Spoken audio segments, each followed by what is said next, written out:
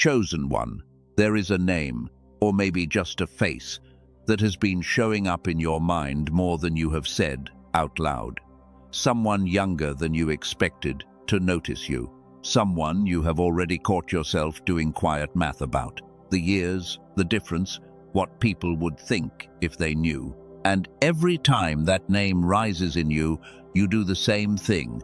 You talk yourself back out of it before the thought even finishes forming. You have called it inappropriate. You have called it a distraction from real life. You have called it a mistake standing at the door disguised as a blessing. None of those names are what is actually happening to you right now. What is actually happening is older than your doubt about it, and by the time this message ends, you will know exactly what to call it and exactly what has been quietly stopping you from receiving something that was placed in front of you on purpose. Chosen one, I know something about you that you have not told anyone, not even the people closest to you. You have opened your phone to type their name into a message, then closed it without sending anything. More than once. And you told yourself you were being wise. Some of you were being wise. Some of you were being afraid. And you have not let yourself tell the difference between the two. There is a reason this is happening to you specifically, and it is not simply because you crossed paths with someone at the right moment in a crowded world. Before this message is finished, you are going to understand exactly why heaven chose to open this particular door in your life, and why the number of years on either side of it was never the actual point. By the end of this message, 3 things will be true that are not true right now. You will understand exactly why you keep missing or pushing away good things that arrive in your life, a pattern that has nothing to do with luck and everything to do with 2 mechanisms hiding in plain sight. You will feel something loosen in your chest that has been tight for longer than you can remember, the kind of tightness that comes from refusing what you actually want. And you will walk away with something you can use today.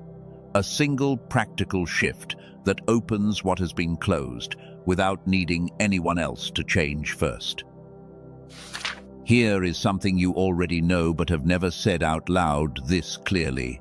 When something good comes toward you, your first reaction is not joy. It is suspicion. A compliment lands, and your mind immediately searches for the catch hiding inside it. An opportunity opens, and you find a reason it will probably fall through before you have even tried walking toward it. That reflex has a mechanism behind it, a specific one, and I am going to name the first half of it for you right now, though the full shape of it comes later in this message. Part of what is happening lives in a part of your mind that used to be wide open when you were a child, before the world taught it to narrow. That narrowing is not your fault, and it is not permanent. And once you see the shape of it, you will start noticing it everywhere in your own life within the next few days. If any part of what I just said landed somewhere real in you, type the word recognized in the comments right now. Not to prove anything to me, just so your own eyes see it, in your own words, in a place you can find again later. Now let me tell you what I actually see when I look at people who are living through what you are living through. There are 5 signs that tend to show up together. If even 3 of them are true for you, what is happening between you and this younger person is not the accident you have been quietly bracing for. The first sign is timing that refuses to make sense on paper. You did not go looking for this.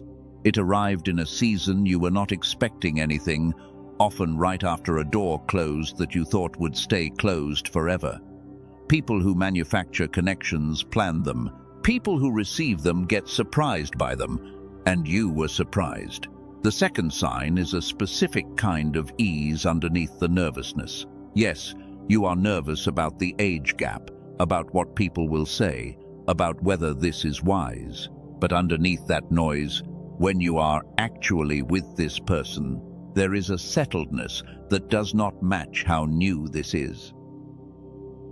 Something in you recognizes something in them. The third sign is that this person seems to need something from you that has nothing to do with romance. On the surface, wisdom, steadiness, a version of calm they have not found anywhere else in their life yet. You feel useful to them in a way that goes past attraction, and that usefulness is not a coincidence either. The fourth sign is resistance that keeps showing up from the outside, from other people, sometimes even from your own mind at 3 in the morning. Anything genuinely being assembled by heaven tends to meet resistance, because resistance is what proves the thing was worth assembling in the first place. Easy things rarely need defending. The fifth sign, and this is the one most people miss entirely, is that you have started changing in ways that have nothing to do with trying to impress anyone. You are sleeping differently. You are noticing beauty again in ordinary places. Something that had gone quiet in you has started making noise again, and it started around the same time this person entered your life. Chosen one, if you are still listening, something in what I just described already touched a nerve. Most people scroll past a message like this one within the first 10 seconds. You did not. That is not nothing, and we are going to come back to exactly what it means before this message is finished. I want to be honest with you about something before we go any further, because I have watched enough of these seasons unfold to know how easily they get counterfeited. Not everything that feels magnetic is meant to stay. Infatuation can mimic recognition for a while. Loneliness can dress itself up as destiny if you let it. So this message is not going to tell you that every younger person who catches your attention was sent by heaven. That would be a lie, and I am not interested in telling you comfortable lies. What I am going to do is teach you the difference between the counterfeit and the real thing, so that you can tell on your own which one you are standing in front of. Here is the pattern I have watched repeat itself, in person after person, across years of paying close attention to how these seasons actually unfold. It is not a prophecy. It is not a guarantee about your specific situation. It is simply what tends to be true when this exact combination of signs shows up together the way you just heard them described. The counterfeit version usually announces itself loudly and fades quickly. It needs constant reassurance to survive. It cannot handle silence, cannot handle distance, cannot handle a single ordinary Tuesday without drama. The real version is quieter than that. It does not need convincing. It simply keeps being true, week after week, whether anyone is watching or not. If what you are living through is the quiet kind, the kind that keeps being true even in the ordinary moments, then what you are dealing with is not a mistake you stumbled into. It is something that was assembled deliberately, with a timing that had nothing to do with your calendar and everything to do with a larger one.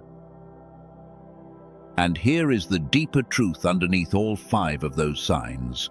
The one thing this entire message is actually about. This connection did not fail to arrive earlier because you were too old or because you were not ready in the way you have been measuring readiness. It has been sitting closer than you realized more than once, and you kept missing it or catching it and then quietly letting it go. That is not a character flaw. It is a mechanism. 2 mechanisms, actually, working in a very specific order, and almost nobody has ever explained them to you clearly, because almost nobody who talks about this subject actually understands how it works underneath the surface. I do, and I am going to walk you through both of them, slowly, so that by the end of this message, you cannot unsee either one. The first mechanism decides whether you can even recognize a good thing when it is standing in front of you. The second mechanism decides whether you can actually hold on to it once you do. Most people only ever hear about one of these, if they hear about either at all, and trying to fix the second one while the first one is still broken is like trying to catch water in a hand you have not opened yet. Chosen one, before we go further, I want you to do something small. Say the words, "I receive this," quietly, right where you are sitting, You do not have to mean it fully yet. You just have to say it once, out loud or in your mind, so that your own voice hears it before mine explains why it matters. If you are new here, or if this is the first time a message like this has reached you at exactly the right moment, comment the word "here" below. I read these, and more importantly, so does the part of you that has been waiting for permission to stop doubting what you already know. Now, let me show you the first mechanism, the one that has been quietly deciding what you notice and what slips past you without you ever seeing it clearly. It has a name. Once you hear it, you will start recognizing it in your own memory, in moments you had already written off as nothing. There is a reason your mind keeps doing this particular dance: the reaching and the retreating, the noticing and the doubting. And it is not because you are broken. It is because two very old settings inside you got turned down a long time ago, long before this younger person ever entered your life, and nobody around you knew how to turn them back up. The first setting decides how much wonder and clarity you have access to on any given day. When it is turned up, you notice things. You catch the timing, the coincidences that are not coincidences, the small signs stacking on top of each other. When it is turned down, all of that noise blends into the background, and you walk right past what was meant for you without ever seeing it clearly. The second setting decides whether you can actually hold what you receive once you do notice it. This is the harder one for most people because it does not look like blindness. It looks like caution. It looks like being realistic. It looks like protecting yourself. But underneath all of those respectable names, it is a closed hand refusing something that was already being offered. Chosen one, I want to tell you something private, and I am only telling you this because I have seen it in enough people to know it is not a coincidence when it shows up. There has been a moment, maybe more than one, where you almost said something honest to this person and stopped yourself at the very last second and told yourself it was not the right time. It was not about timing. Timing was never actually the problem. What stopped you was the second setting I just described, the one that keeps a good thing at arm's length even while wanting it closer. And once you understand exactly how that setting works, you will not be able to blame timing for it again, because you will see it for what it actually is. If you have been nodding along without realizing you were nodding, comment the word "seen" below. Let your own hands type the confirmation that your body already gave. We are almost 5 minutes into this message, and if you are still here, something in you has already decided this is worth staying for. Most people who were going to leave already left. You did not. That tells me you already suspect what I am about to confirm, that this was never really about an age gap at all. It was always about whether you were going to let yourself see and let yourself receive what had already been sent your way. So let us name the first one properly, the one that decides what you can see. It has been quietly dimming since you were about 7 years old, and once I show you exactly how, you are going to recognize it in 100 small moments from your own life that you never had a name for until now. I want to say one more thing before we go there, because it matters, and because I do not say it enough in messages like this one. If nothing in the last few minutes has felt true for you, if this is not describing your situation at all, that is completely fine. This message is not for everyone listening right now, and it does not need to be. It is for the specific person who felt something shift while reading the 5 signs, and if that was not you, I am genuinely glad you are here anyway. But if it was you, I need you to understand something clearly before we go any further. What you are about to learn is not a theory I invented to sound impressive.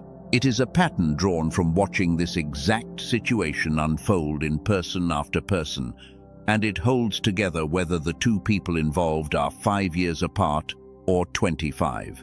The age gap you are worried about was never actually the variable that mattered. The variable that mattered, the one nobody warned you about, is a pair of internal settings that were quietly turned down years before this younger person ever crossed your path. And the good news, the actual good news, underneath everything you are about to hear, is that settings can be turned back up. What was dimmed can be reactivated. What was closed can be reopened. None of what follows is a life sentence, and I need you to hold that while you listen to the harder parts. I call it the decline effect, and I did not borrow that name from a textbook. I gave it that name myself, after watching the same shape appear in person after person, because that is exactly what it looks like from the inside. A bright thing quietly declining, while everyone around you calls it growing up. Here is how you know it is alive in you. You read the same paragraph 3 times, and none of it stays with you. But a song you loved when you were 9 years old still plays perfectly in your head, every single word, decades later. You walk into a room and forget why within seconds, yet you can still remember the exact color of a bedroom wall from when you were 6. You used to ask why constantly about everything, until asking why started earning you tired looks from adults who had stopped wondering themselves. You used to notice small things, a crack shaped like a river, a smell that meant something specific. And now, most days pass in a blur you could not describe if someone asked you to. Chosen one, you have called this age. You have called it stress. Some of you have quietly called it something worse, that whatever you had as a child, you simply were not built to keep. None of that is what actually happened to you. You did not lose your wonder because you got older. You lost access to it because something in you got dimmed on purpose by forces that benefit from a mind that stopped asking questions. Not a conspiracy with a name and a building, simply a system that runs smoother when the people inside it stopped wondering what else might be true. From around the age of 7, most children begin a long, quiet process of being taught to narrow. School rewards the right answer over the interesting question. Adults reward compliance over curiosity. Bit by bit, the part of you that used to light up at ordinary things gets told, again and again, in 1,000 small ways, to quiet down and be reasonable. That part of you has a name for what it does, in the language of how the mind actually works. It is a frequency, the fast, curious, wide-open state a child lives in most of the day. The state where learning happens without effort and wonder happens without permission. It has a real name in the science of how brains work, and I will not pretend it does not. But the phrase I use for what happens to it, the decline effect, is mine, born from watching it happen over and over, not borrowed from any laboratory. That frequency is still in you. It did not vanish. It went quiet, the way a light left unused for years still works the instant someone finds the switch. And this matters enormously for what has been happening between you and this younger person, because that frequency, when it is dim, is exactly what makes you miss things you would otherwise catch immediately. Think about it clearly for a moment. A child does not overthink an invitation to play. A child does not spend 3 days deciding whether a kind gesture from someone is safe to accept. A child simply notices and responds. Without the layer of suspicion, adults build up over years of disappointment. If your own inner child has gone quiet, of course you have been slow to trust what is standing in front of you now. Of course you have needed convincing that this connection is not some kind of trap. So those years you spent feeling like you were losing your spark, losing your sense of wonder, losing the part of you that used to fall easily in love with life itself, were never you failing at something. You were carrying a dimmed light and calling it who you are. You were never the problem, the dimmer was. Chosen one, if that sentence just landed somewhere true in you, comment the word dimmed below so you remember exactly where you were sitting when you first heard it named this clearly. Here is what I want you to do right now, and it costs nothing, and it will only take the length of one breath. Bring back a single ordinary memory from before you turned 8 years old, not a big one. A doorway you used to walk through, a smell that meant something specific, the particular weight of afternoon light in a room you have not thought about in years. Hold it for one full breath and notice what happens in your chest. That small flicker you just felt is not nostalgia. It is not simply memory doing what memory does. It is the actual frequency, still there, still wired into you, waiting under everything you have built on top of it since. You did not need to go looking for it in some faraway place. It was under the surface the entire time, and you just proved that to yourself in about 10 seconds. This is why you kept almost seeing what was in front of you and then explaining it away. This is why a connection that heaven had already assembled kept slipping past your attention, disguised as coincidence, dismissed as impossible, filed under things that could not actually be happening to someone like you. A dimmed light does not fail to shine because it broke. It fails to shine because someone forgot which switch turns it back on, and you just found yours. Picture a morning some months from now. You open your eyes before the alarm sounds, and before a single worried thought has time to arrive. Something in your chest already feels different, lighter, awake, in a way that has nothing to do with how much sleep you got. You lie there a moment longer than usual. The familiar knot that used to sit under your ribs first thing every morning is simply not there. The first thing that moves in you is not worry about the day ahead.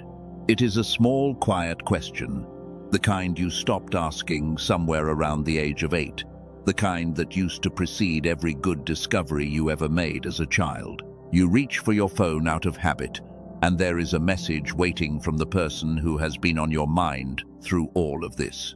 Something ordinary, a photo of something small they saw and thought of you, and you notice, almost with surprise, that your first reaction is simple warmth, not the usual scan for hidden meaning, not the usual bracing for disappointment.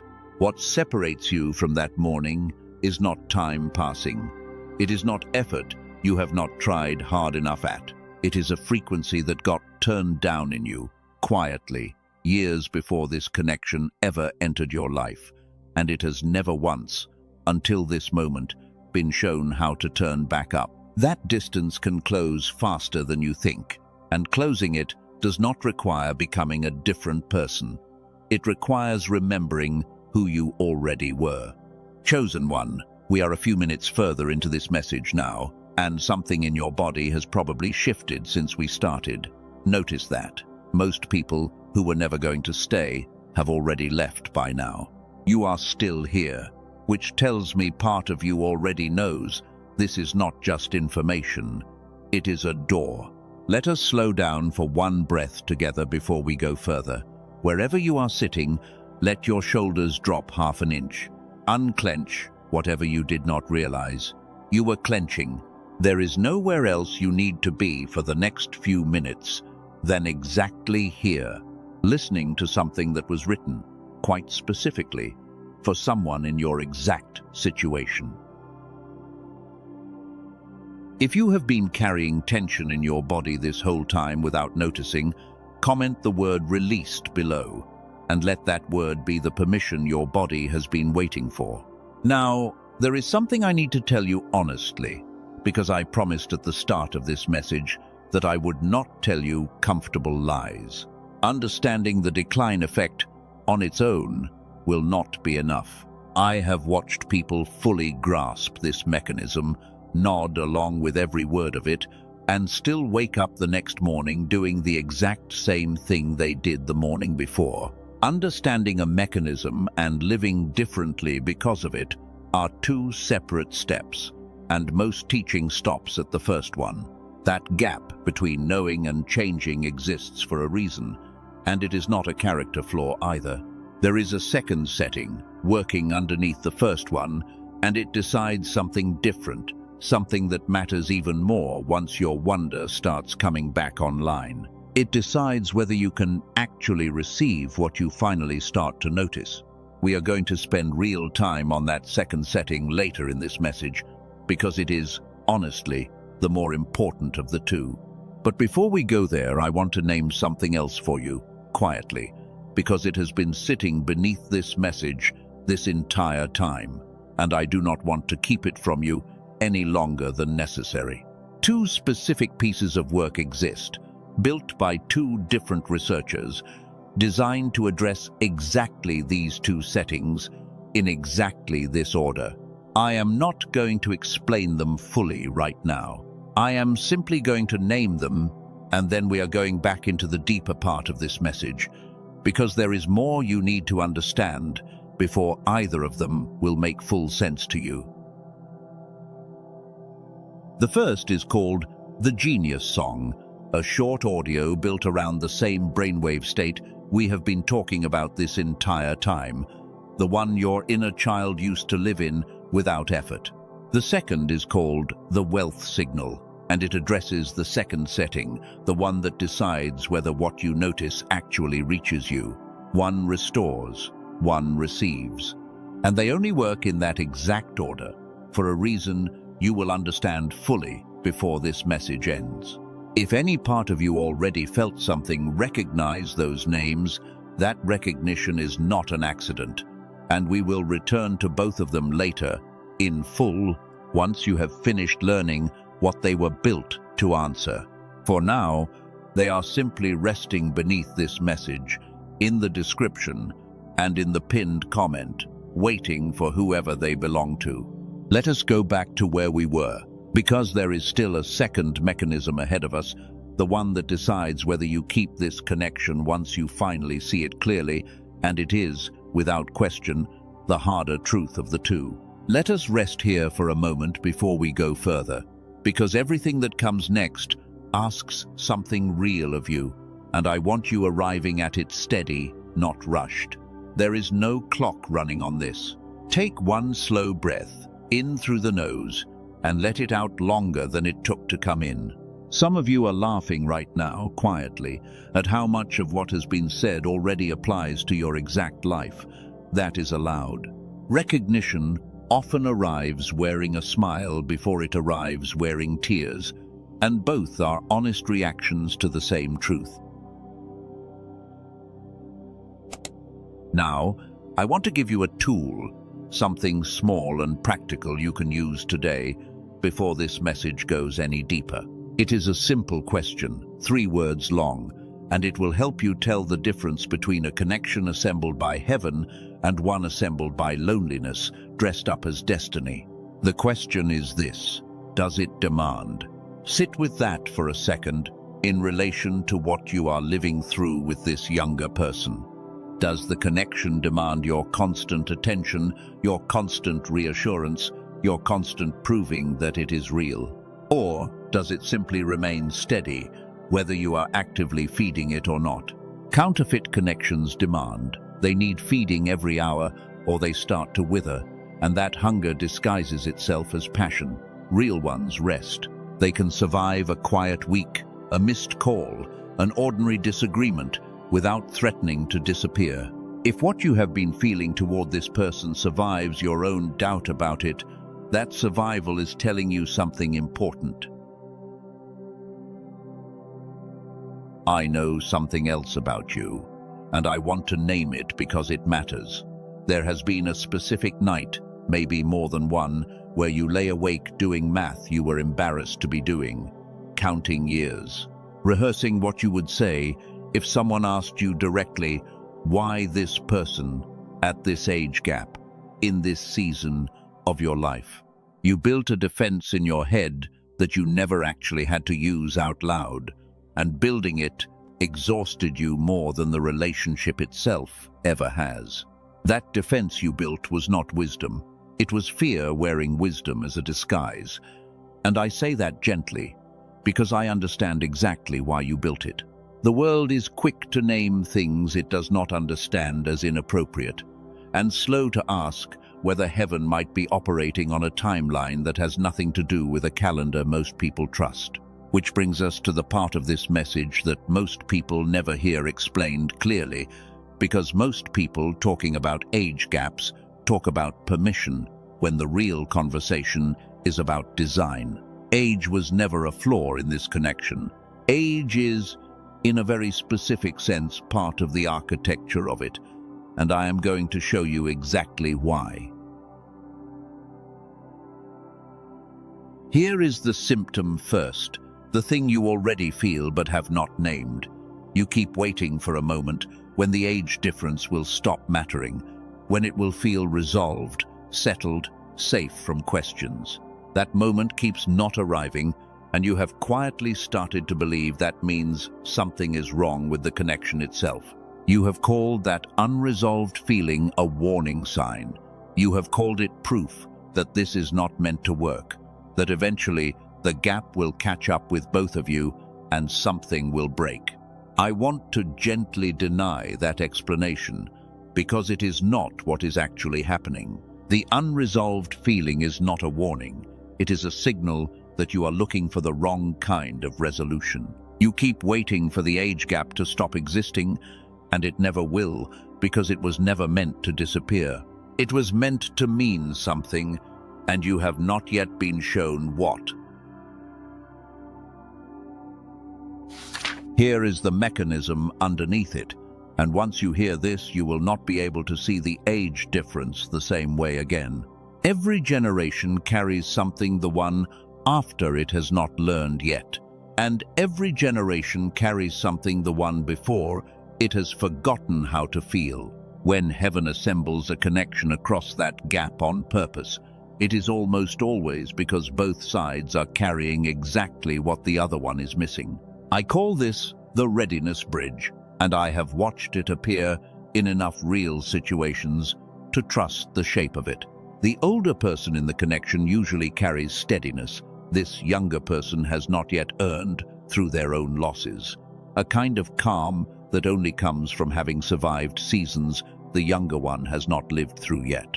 The younger person, in turn, usually carries an aliveness, an unguardedness, a willingness to feel things fully that the older person quietly lost somewhere along the way, the exact thing we already named earlier in this message.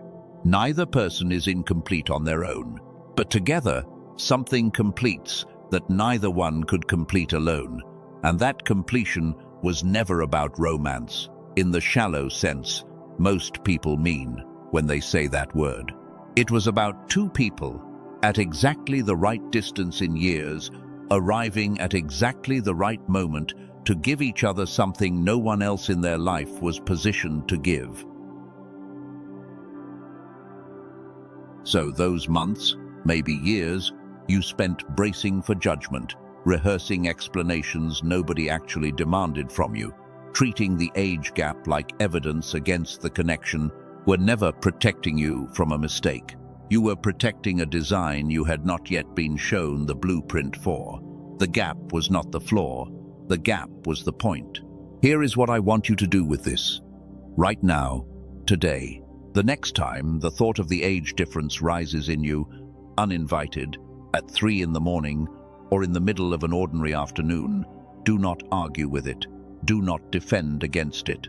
Simply say, silently, this was assigned, not accidental. Say it once, and notice what happens to the tightness in your chest when you do.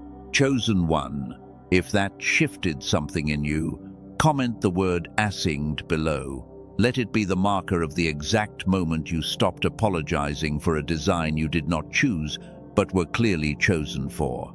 I want to tell you about someone now, and I am going to change enough details that you could never place who this actually was, because that is not the point of telling you. The pattern is the point, and the pattern is what I need you to actually hear. There was a man in his early 60s, a widower, who had built a quiet, orderly life after losing his wife. church on Sundays, dinner with his children once a month. A life that looked, from the outside, entirely settled. And then a woman in her early 30s began attending the same small group he had gone to for years. Someone who had recently walked through her own season of loss. And something between them began that neither of them had gone looking for. He told me later that his first reaction was not joy, it was dread. He rehearsed, for weeks, every argument his own mind could construct against it. What his children would think, what the congregation would whisper, whether he was simply a lonely old man mistaking companionship for something larger than it was. He nearly ended it 3 separate times before it had even properly begun, each time convinced he was protecting everyone involved from an embarrassment he was certain was coming. What changed his mind, he told me, was not a single dramatic moment. It was noticing, slowly, that every time he tried to end it, something in his chest tightened in a way that felt less like relief and more like grief, arriving early for something that had not even ended yet. He described it as trying to close a door that kept quietly reopening on its own, no matter how many times he pushed it shut. He eventually stopped fighting it, not because the fear disappeared, but because he decided the fear was not, on its own, sufficient evidence that something was wrong. Fear, he came to understand, is what shows up whenever something large enough to matter is actually happening. It does not show up for the small and unimportant things in life. It shows up precisely because this one mattered. Years later, he described their relationship the way you might describe 2 people who had somehow always been walking toward the same point on a map, just from different directions, at different speeds. He no longer needed anyone else to understand it. He said something to me once that I have never forgotten.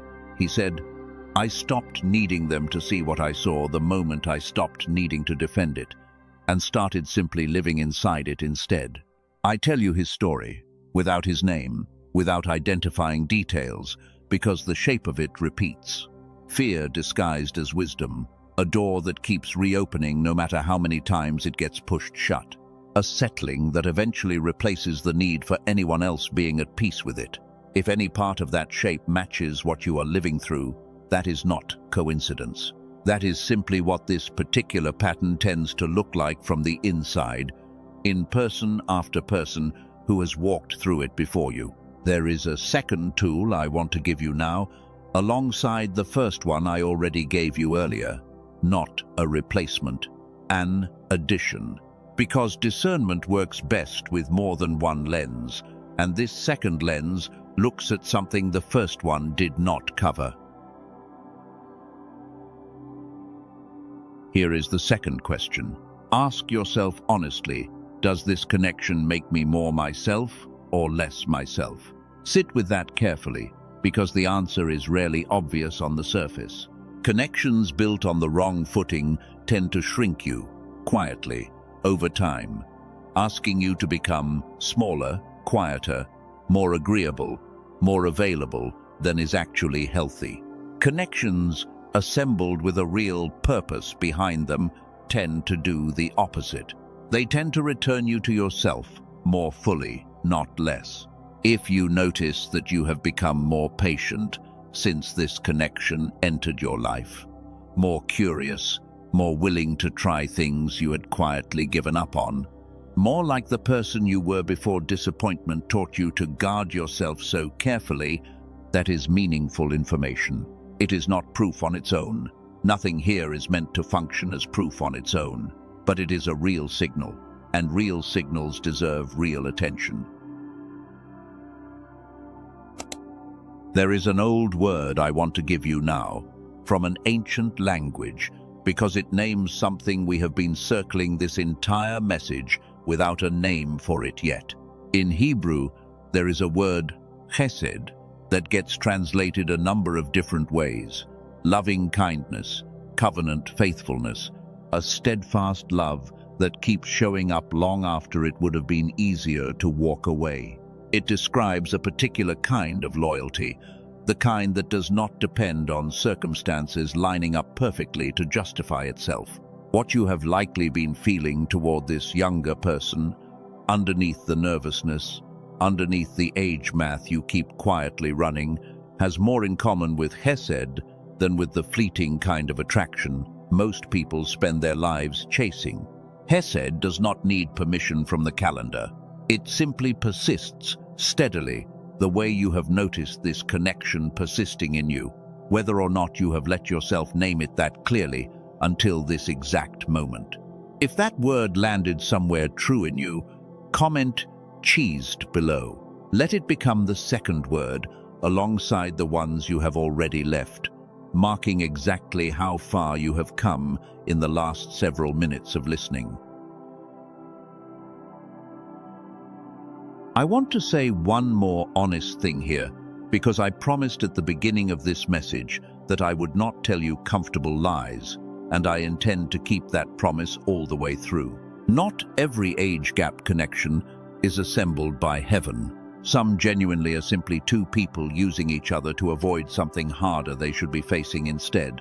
Loneliness on one side, a need for validation on the other. I am not going to pretend that version does not exist, because pretending it does not exist would make me exactly the kind of teacher I warned you about earlier, the kind who tells people only what they want to hear. But here is the honest distinction, the one that actually separates the two.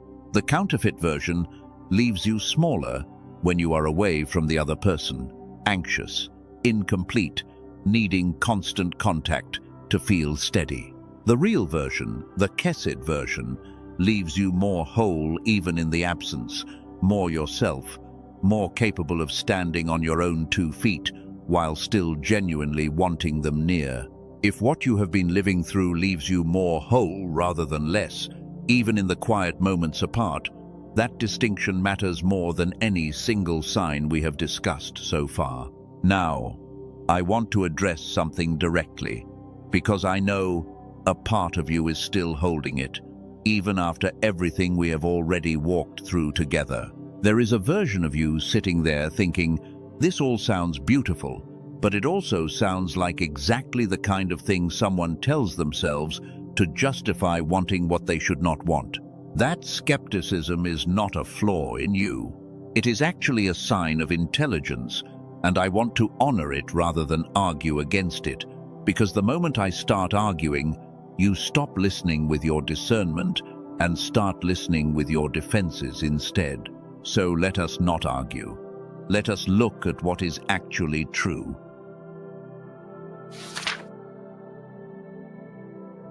Here is the honest version of what is known about the two frequencies we have been discussing. Researchers studying brainwave states have documented, for real, the existence of a fast, open, curious brainwave pattern that dominates early childhood and quiets significantly with age. That part is not speculation, it is measured. What I have called the decline effect is my own name for the pattern of that quieting, drawn from watching it happen in person after person, not a term handed to me by any laboratory, and I want you to know that distinction clearly rather than blur it for effect. There is a separate and equally real body of research into a different brainwave state, one associated with calm, open, receptive attention, and how modern stress patterns crowd that state out almost entirely in most adult lives. Two separate traditions of research at two different sets of institutions, arriving independently at two related conclusions about the same basic problem from two different angles.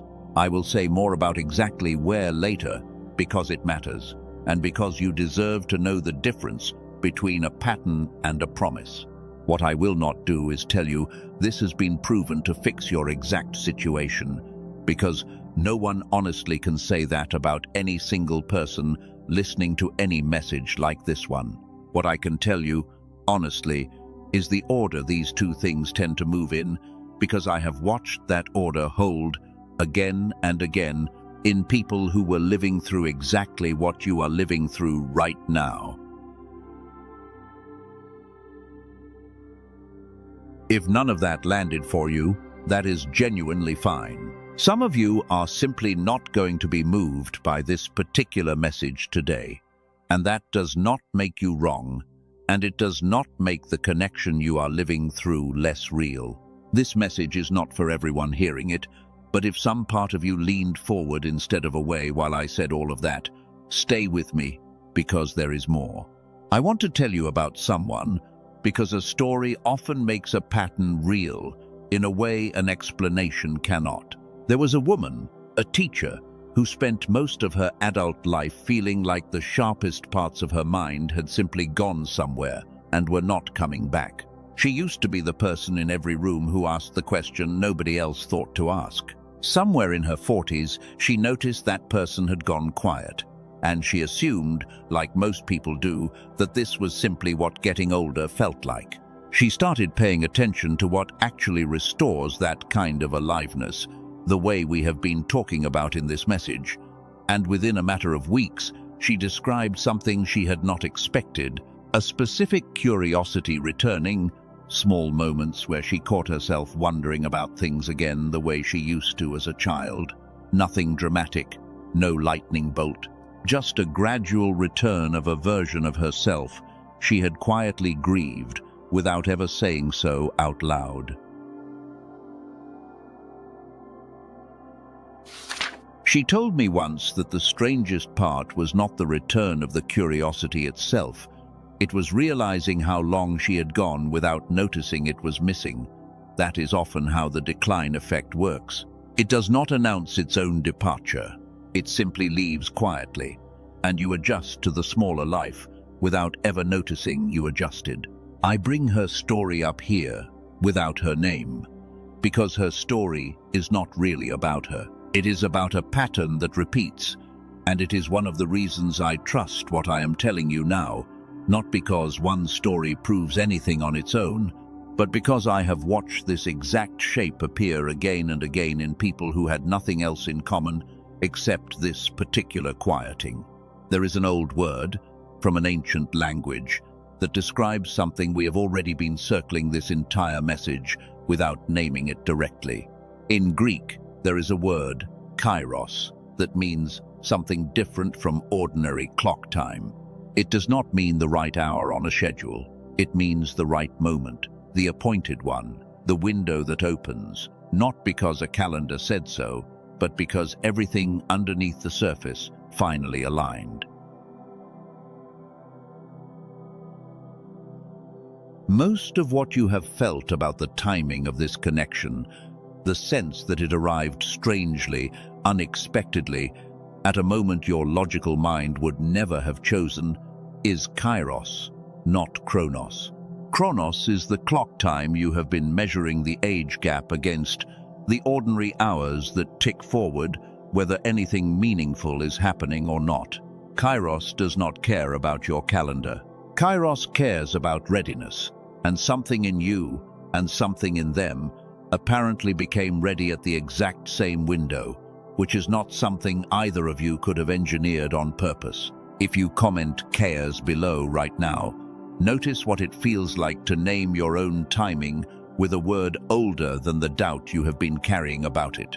Let us talk honestly about something you have probably tried before, because most people who eventually reach a message like this one have already tried a great deal. Meditation, journaling, maybe therapy. Well, maybe a retreat, somewhere quiet, hoping distance from ordinary life would clear something loose in you. Maybe a book that promised to change everything and changed very little. You did not fail at any of those things. I want to say that plainly because most of you have quietly filed those attempts under things that did not work, which is another way of filing yourself under someone who could not make it work. That filing is wrong, and here is why. Every one of those tools was aimed at one problem: the frequency, the wonder, the inner aliveness we already discussed. None of them were built to also address the second frequency, the one that decides whether you can receive what you notice once you notice it. You aimed a real tool at half a real problem. and the half you never aimed at happened to be the half holding the other one shut. That is not failure. That is an incomplete map, handed to you by people who meant well but did not have the second half of the picture. I have watched this exact pattern repeat, tool after tool, person after person, and it is never really about the tool being wrong. It is about the sequence being incomplete. We are getting close now to the heavier part of this message. The second frequency, the one I promised earlier, is honestly the harder one to face. Before we go there, I want you to comment the word ready below.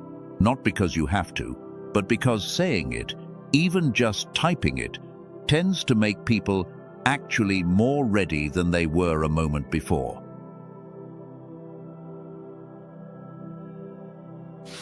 There is one more thing I need to say honestly before we go further, because I would rather you hear it from me directly than wonder about it later.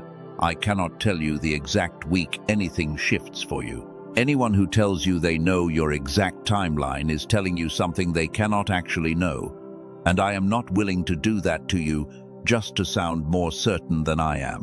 What I can tell you, because I have watched it hold true again and again, is the order. The seeing comes first, the receiving comes second. That part I have watched hold every single time, without exception. Now, here is the second frequency, the harder truth, the one that decides whether you keep what you finally start to see. Before we go there, I want to name one more resistance, because I have watched it live quietly in people who have tried before, in other ways, to build the kind of life they actually wanted. If you have already tried things like this, prayer practices, energy work, therapy, personal growth books, and none of them produced the shift you were hoping for, some part of you is bracing right now for this to disappoint you the same way. I understand that bracing completely, and I am not going to talk you out of it with reassurance. I am going to show you why it happened, because the reason is specific, not vague. Every one of those things you tried aimed at a single target, the frequency of wonder, the frequency of noticing, the one we already spent real time on earlier in this message. None of them were built to also touch the second frequency, the one that governs whether you can actually receive what arrives once you finally see it.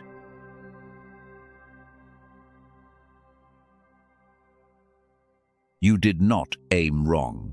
You aimed at half of a problem that has always had two halves, and the half nobody pointed you toward happens to be the half that was quietly holding the first one shut the entire time. I have watched this pattern repeat itself in person after person who came to me certain they had already tried everything, and every single time, the missing piece was not a new tool.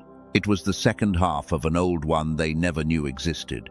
So, let us go there now.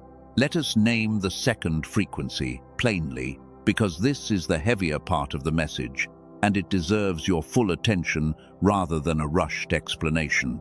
Here is the symptom, and I want you to actually sit with it rather than nod past it.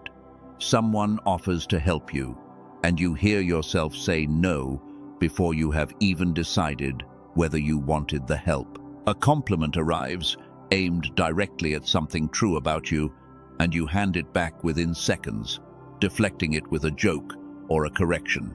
You have wanted more, for as long as you can remember, more connection, more ease, more of exactly what this younger person is offering you right now, and you have quietly refused 100 small arrivals of it without ever noticing you were doing it.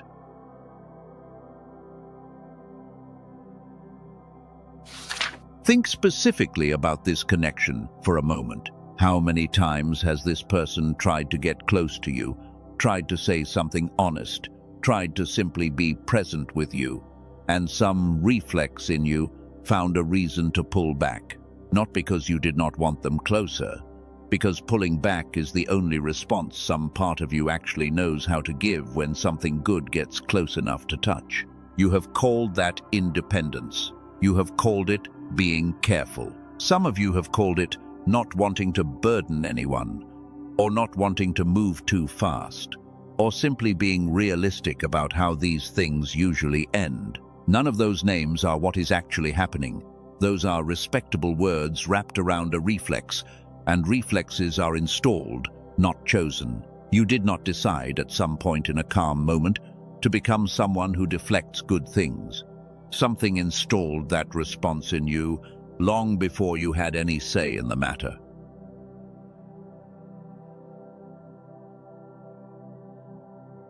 Here is the mechanism, and this is the part I most want you to actually understand, not just hear. Adult life, for almost everyone, runs on a kind of low-grade emergency mode most of the time. Bills, deadlines, the steady background hum of things that could go wrong. That hum keeps your mind in a fast, alert, scanning state, the kind built for detecting threats, not for receiving gifts. That alert state has a real name in the study of how the brain works, and it dominates most adult waking hours far more than most people realize. It crowds out a slower, calmer, more receptive state, the one where trust actually becomes possible, the one a small child rests in almost constantly before the world teaches them to be vigilant instead. When that calmer state gets crowded out for long enough, something closes, not permanently, not by design. Simply through disuse, the way a muscle stops responding when it has not been asked to move in years. I call this the stress signal, and I gave it that name myself, the same way I named the first frequency earlier, because it is the clearest way I have found to describe what I keep watching happen in person after person. The channel that lets good things actually land in you, not just arrive near you but land, gets quietly closed by that constant alertness, and once it is closed, it does not matter how much good arrives. None of it gets through in a way you can actually keep, and that gap between arriving and landing is the entire shape of the second frequency.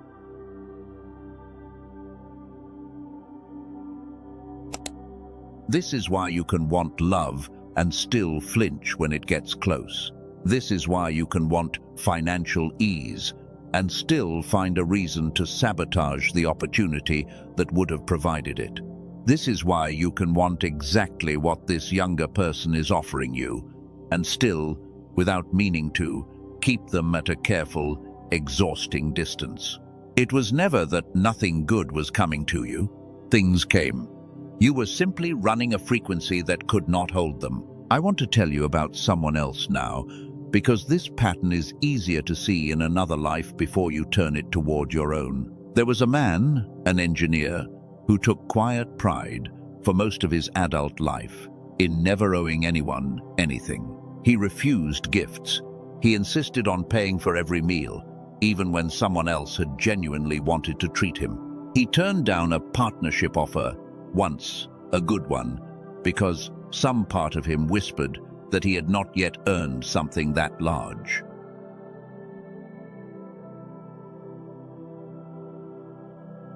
His income was steady, respectable, unremarkable, and every real opportunity that could have changed that trajectory kept arriving near him and then quietly passing him by, again and again, in a pattern he never once connected to himself.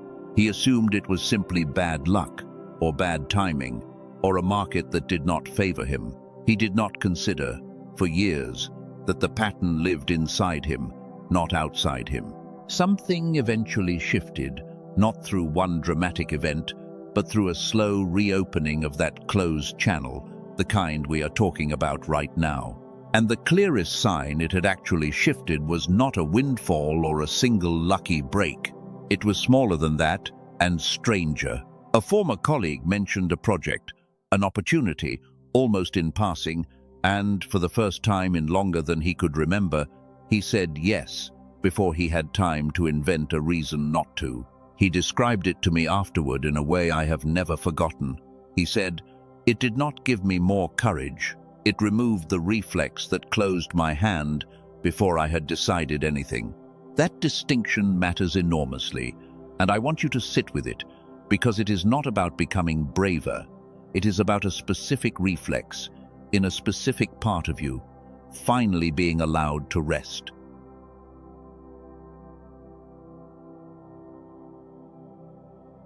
There is an old teaching, one this entire pattern quietly echoes, about becoming like a small child in order to receive something larger than yourself. It is not primarily a teaching about innocence, the way it often gets simplified. It is a teaching about receiving. A child does not examine a gift for hidden strings before accepting it. A child simply receives. Without the elaborate defense system adults build up around every good thing that comes near them. Waking the wonder back up is the first step.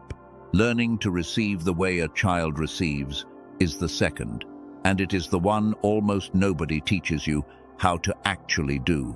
So it was never true that nothing good was arriving in your life, or in this connection specifically. Good things arrived, repeatedly, in ways large and small, and a closed reflex kept turning them away at the door before you ever consciously chose to. That was never a character flaw. It was a frequency, quietly shut, waiting for someone to finally name it out loud, the way I am naming it for you right now. Here is what I want you to do with this, and it costs nothing, and you can do it today, possibly today with this exact younger person who has been on your mind through this entire message. The next time anything is offered to you, help, a compliment, a kind word, an invitation, do not improve it, do not deflect it, do not explain why you do not really need it. Simply say one word, yes, and then notice, carefully, where your body tries to immediately undo that yes.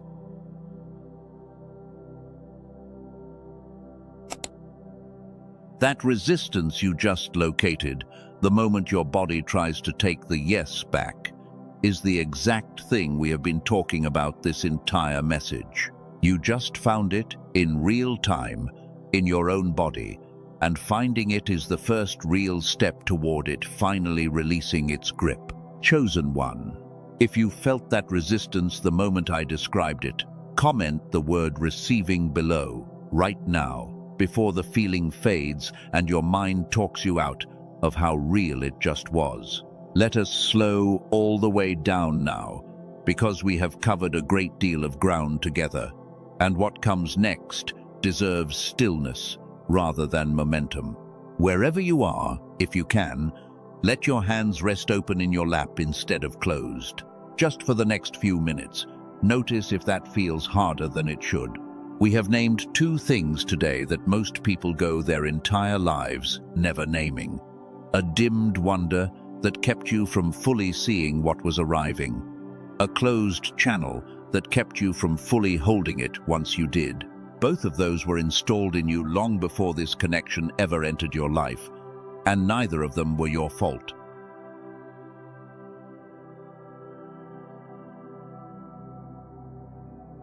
I want to say something honest now, something I do not say lightly.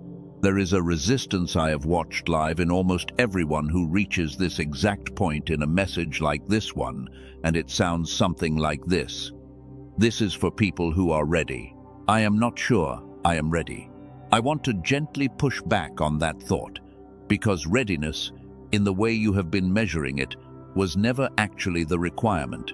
The truth is closer to the opposite of what you have assumed. This message is not for the people who have already arrived somewhere finished and polished.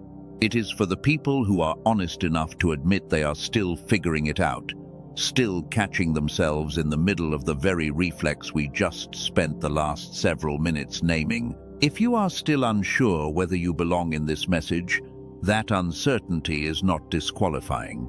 It is, quite often, the exact sign that you belong exactly here, listening to exactly this.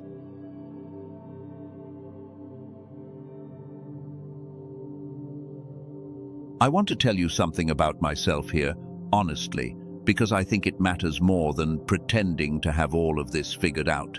I cannot tell you the exact week anything shifts for you, and I want to say that again, clearly, because certainty on that point is not something anyone honestly has. What I can tell you, because I have watched it hold true again and again, is the order these two frequencies restore in, and that a receiving heart notices help before it questions whether it deserves it. There is an old teaching underneath all of this, and it is worth naming directly now, because it explains something about receiving that logic alone cannot. A child does not ask whether it has earned the gift being handed to it. A child simply receives, hands open, without the elaborate audit adults run before accepting anything good. Becoming like that child again is not regression.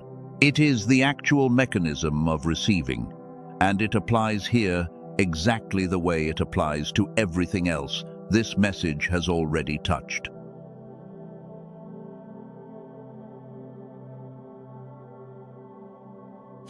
Now, picture something with me, because this next part matters, and I want you fully inside it rather than simply hearing about it. Picture a moment, not far from now, when something good is being offered to you.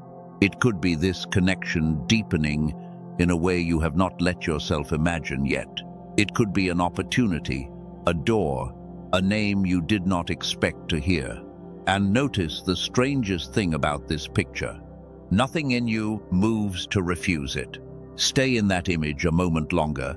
Your hands are open, not clenched. Your chest is not tight the way it usually gets when something good gets close. There is a quiet where a voice of objection usually lives, and for once, that voice has nothing to say. You are simply receiving the way you used to before anyone taught you not to. Now pull back to today, to this exact moment, and notice the distance between that picture and where you actually are right now. That distance is not effort. It is not deserving, no matter how many times your mind has tried to convince you it was. It is one channel, closed a long time ago, by circumstances that had nothing to do with your worth, that has simply never been shown how to open again.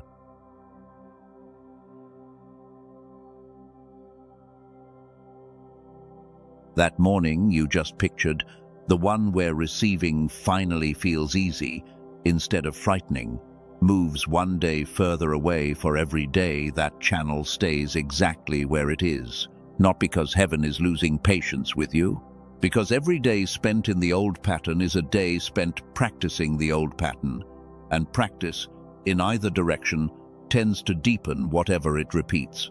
I want to give you something now, something small, something you can do right where you are sitting that begins the work of opening that channel today. Close your eyes for a moment if you are somewhere safe to do so, or simply soften your gaze if you are not.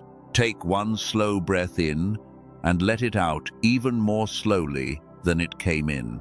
Picture a room. It does not need to be elaborate.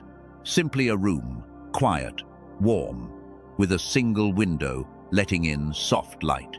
In that room, there is a version of you, younger, before the world taught your hands to close around good things instead of opening for them. That version of you is standing near the window, and the light is falling directly on them. Now, notice something in that room that has been closed this entire time. A door, a hand, a curtain drawn across the window. Whatever image arrives naturally for you.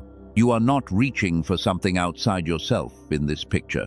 You are being handed something that was always addressed to you, and for the first time, you are simply being asked to take it.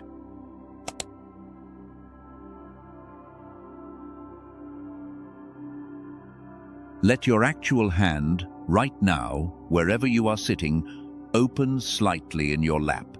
Let your shoulders drop. Let your breath come out longer than it went in. That is not a small gesture.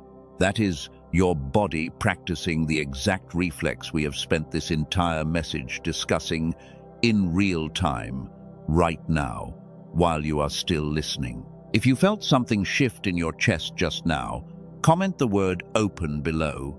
Let your own words be the record of the exact moment your body remembered how to do this.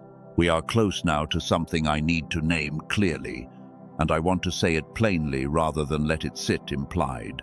There are two specific pieces of work built by two separate researchers, addressing exactly these two frequencies in exactly the order we have been discussing this entire message. I am about to tell you about both of them in full, because you have earned a clear answer, not a vague hint dressed up as mystery.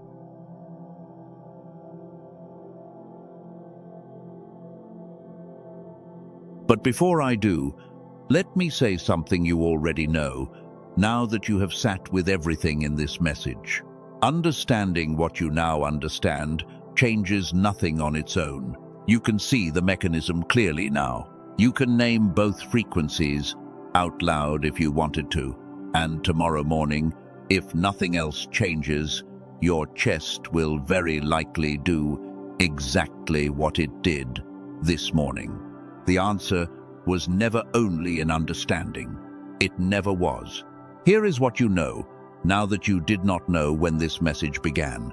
Two frequencies went quiet in you, and they went quiet in a specific order. The first one dimmed the wonder that lets you truly see what is in front of you. The second one closed the channel that lets you actually receive it. And the second one cannot be repaired while the first one is still dark, because a mind that cannot see clearly does not have the capacity to receive clearly either. This is why every tool aimed only at the second frequency, every affirmation, every attempt to simply try harder to accept good things tends to fail on its own. It is treating a symptom without first restoring the sight that would let you recognize what you are even trying to receive. Restoration comes first, reception comes second. That order is not a suggestion. It is the entire architecture of how both of these actually work.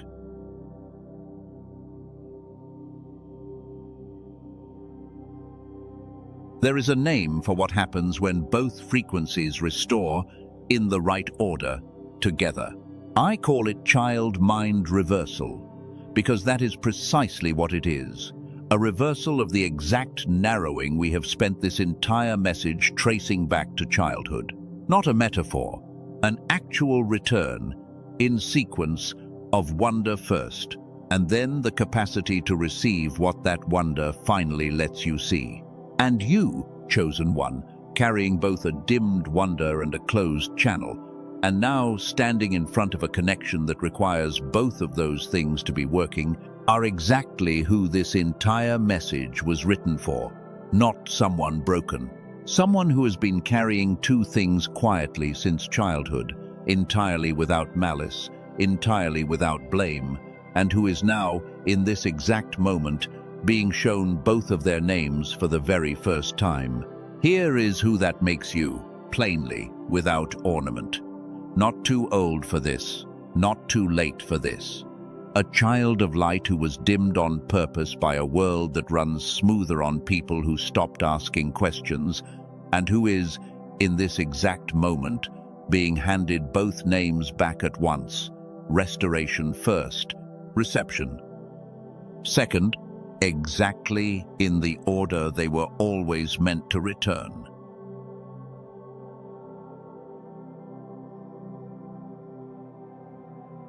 The clarity you just received is real.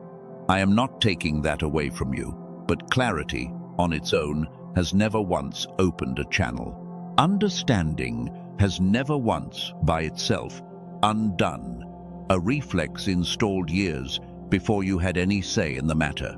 What comes next is not more understanding. What comes next is the actual restoration, in the exact order we have been building toward this entire time. Before we move toward the final part of this message, I want to give you something practical, something you can actually carry into the next conversation you have about this connection, whether that conversation happens with a friend, a family member, or the quiet voice in your own head that keeps raising objections at inconvenient hours. When someone questions the age gap, and someone eventually will, you do not owe them a defense built out of statistics or lengthy explanations. You owe them, at most, a single honest sentence, delivered without apology in your voice, because apology in your voice teaches other people to keep questioning you.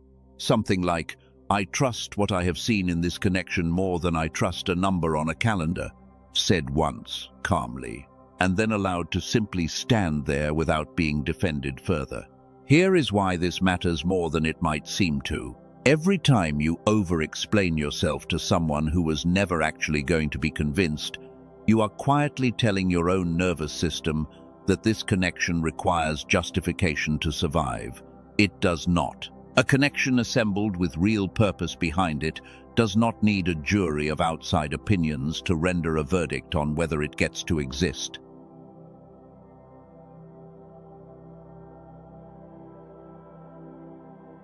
I want to name something for you now, an identity, because naming an identity clearly tends to help people finally step into it, instead of merely admiring it from a distance. Across the years I have spent watching connections like yours unfold, there is a role that keeps appearing on the older side of these pairings, and I call it the bridge generation. Not a label meant to flatter you, a description of an actual function you are quietly serving, whether you have named it yet or not. The bridge generation carries something backward and forward at the same time. Backward, they carry wisdom, steadiness, the kind of perspective that only comes from having actually lived through seasons a younger person has not yet faced.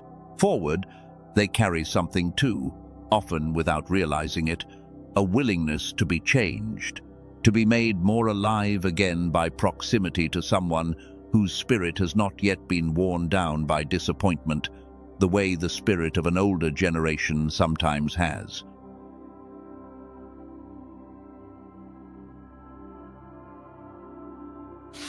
If you are the older person in this connection, you are very likely living inside the bridge generation right now, whether or not you have had language for it until this exact moment. That role is not a burden you are quietly carrying alone.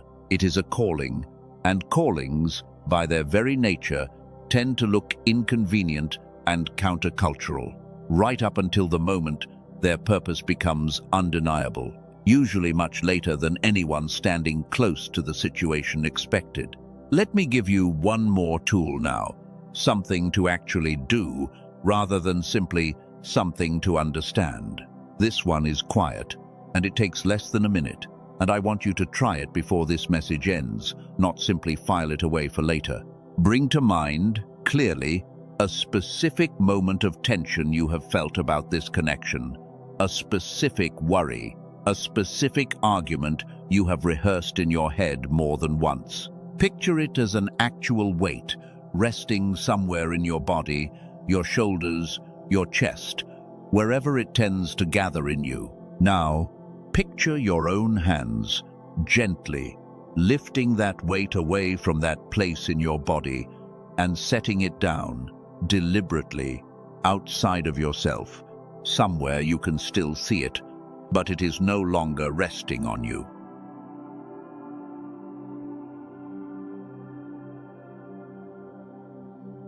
Notice what changes in your breathing the moment you set it down. That small physical shift, the ease that follows releasing a weight you had been unconsciously carrying, is not imagination. It is your body demonstrating in real time that you were never actually required to carry that particular worry for as long as you have been carrying it. You picked it up somewhere along the way. You are equally capable of setting it back down. I want to speak now to something that has probably been sitting quietly underneath everything else in this message, a worry that has nothing to do with age at all, and everything to do with whether you are simply too far along in your own story for something this significant to still be arriving. I have heard this exact worry from people in their 30s and from people in their 70s, and the shape of it never changes. It sounds like, surely this window has already closed for someone like me.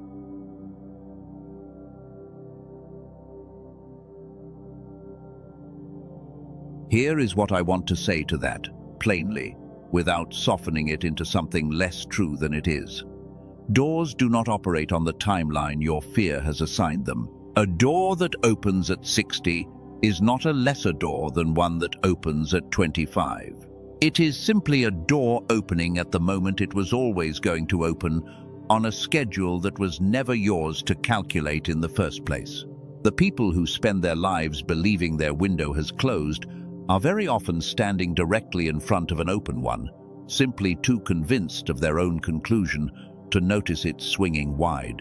There is a pattern I have watched repeat across every single connection like this one that eventually settled into something lasting. The person on the older side, almost always, at some point, quietly decided their own story was mostly finished, that the interesting chapters belonged to their past rather than their future.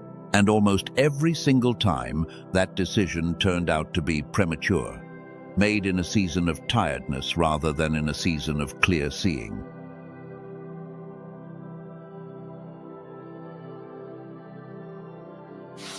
If some part of you has quietly decided your own story is mostly finished, I want to gently challenge that conclusion right now, today, in this exact moment.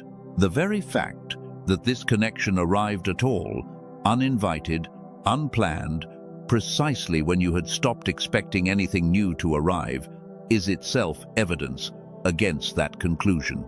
Heaven does not generally invest new chapters into stories that have actually ended.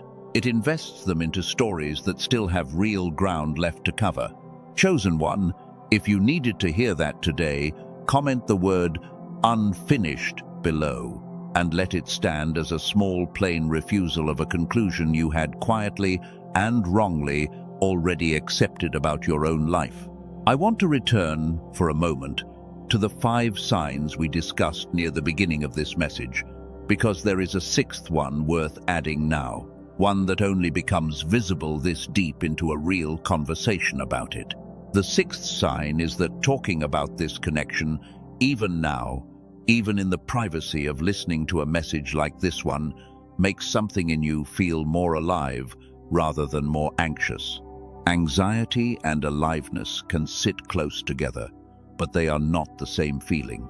And by now, this far into this message, you should be able to tell the difference between them in your own body.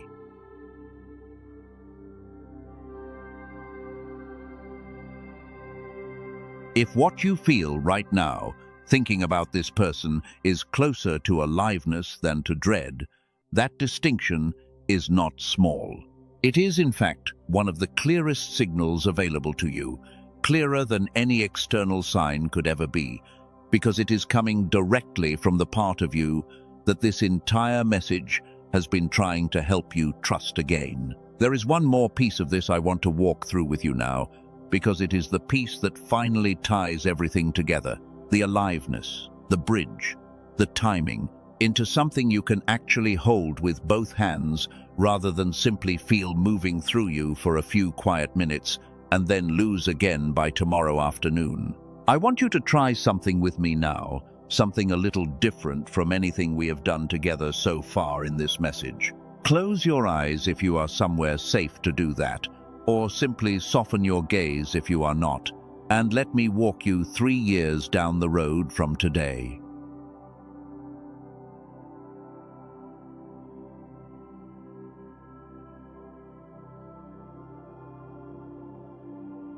See yourself there, 3 years from this exact moment, having said yes to what has been arriving, rather than talking yourself back out of it one more time. Notice what the ordinary Tuesday looks like in that version of your life. Notice who is sitting across the table from you at breakfast. Notice the particular quality of the silence between you, the kind of silence that only exists between two people who have stopped needing to fill every gap with words. Now notice something else, something easy to miss if you rush past it. Notice that the version of you standing in that future did not get there by having every question answered in advance. She got there by being willing to keep walking while some of the questions were still open. That distinction matters more than almost anything else I can tell you in this message, so let me say it plainly. Readiness and perfection are not the same thing, and confusing them is probably the single most common reason a genuine connection like this one gets quietly abandoned by someone who was, in fact, entirely ready. Perfection asks for certainty before it will move. It wants every objection answered, every family member on board, every fear fully resolved, before it will take even one small step forward. Readiness asks something much smaller and much more honest. Readiness simply asks, do I trust this enough to take the next step in front of me, not the next 50 steps, simply the next one.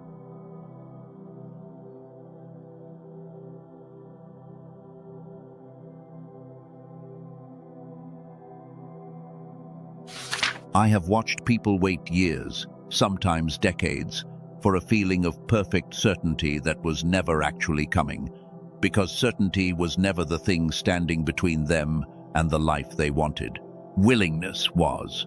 And willingness, unlike certainty, is available to you right now, in this exact moment, regardless of how many questions remain open. Let me tell you about a woman I will call Renata, again with enough changed that no one could place her, because the pattern matters here far more than the particulars. Renata met a man 12 years younger than her at a mutual gathering of friends, and she told me the connection was immediate, in a way she found almost embarrassing to admit out loud to anyone, including herself. For nearly a year she kept him at a careful distance, not because she doubted what she felt. She told me later, with a kind of quiet honesty I have rarely heard from anyone, that she doubted whether she deserved to feel it at all, whether a woman her age had any business feeling something this alive, this unguarded, this much like being young again herself. She waited for the doubt to fully clear before she would let herself move forward. It never did. What changed, eventually, was not the doubt disappearing.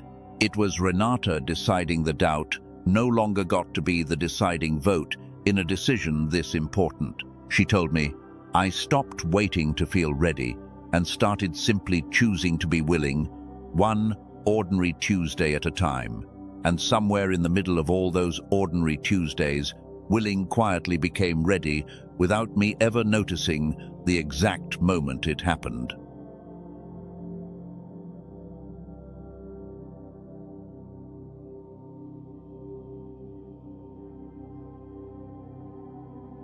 I want to underline something in her story that is easy to slide past.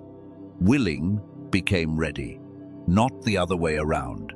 She did not wait for readiness to arrive and then become willing. She practiced willingness first, small and imperfect and afraid, and readiness caught up to her later, the way it almost always does for anyone patient enough to let it. If some part of you has been waiting for a feeling of complete readiness before you will let yourself move forward in this connection, I want to gently suggest that you may be waiting for something that arrives in the opposite order from the one you have been expecting.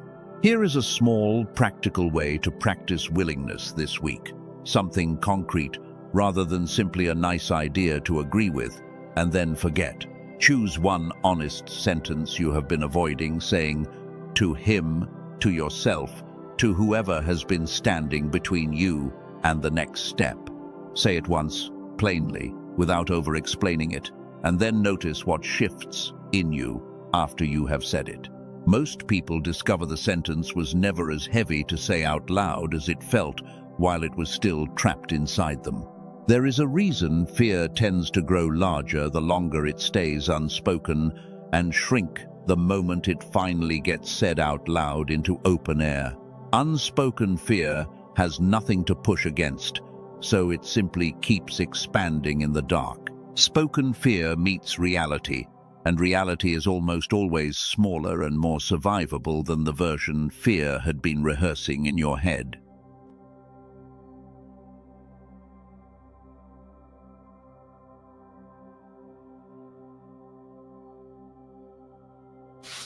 I want to give you a third original language anchor now, one more word to carry alongside chesed and kairos, because this particular word speaks directly to what we have just been discussing. In Greek, there is a word, tolma, that gets translated as boldness, though the fuller sense of it is closer to a willingness to act in spite of fear rather than a lack of fear altogether. Tolma does not describe someone who feels no fear. It describes someone who feels the fear fully and moves forward anyway, because the thing on the other side of that fear matters more than the discomfort of feeling it. Every person I have ever watched walk successfully through a connection like this one has needed Tolma at some point along the way, usually more than once. If that word landed somewhere true in you, comment Tolma below and let it join chased as the second marker of exactly how far you have traveled through this message and through your own willingness. In these last several minutes alone, I want to be honest about something else here too, because I have tried to be honest with you throughout this entire message rather than only telling you what would feel good to hear. Willingness does not remove risk. Nothing I am telling you removes risk entirely, and anyone who promises you a version of love or connection with zero risk attached to it is not telling you the truth, no matter how comforting that promise sounds in the moment.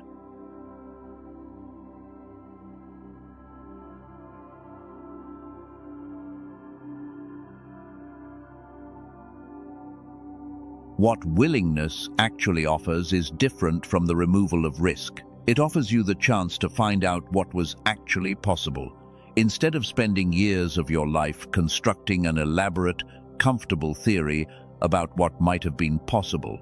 A theory you never had to test because you never let yourself take the first real step toward testing it. I would rather you take the step and discover it was not what you hoped, painful as that would genuinely be, than watch you spend the next 10 years quietly wondering, in the particular aching way that only unanswered questions can ache, what your life might have looked like if you had simply been willing 3 years ago on an ordinary Tuesday, very much like this one. We have covered a great deal of ground together.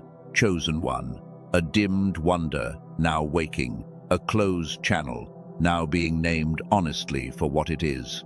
An age gap, reframed as architecture rather than accident. A bridge generation, carrying wisdom forward and receiving aliveness in return.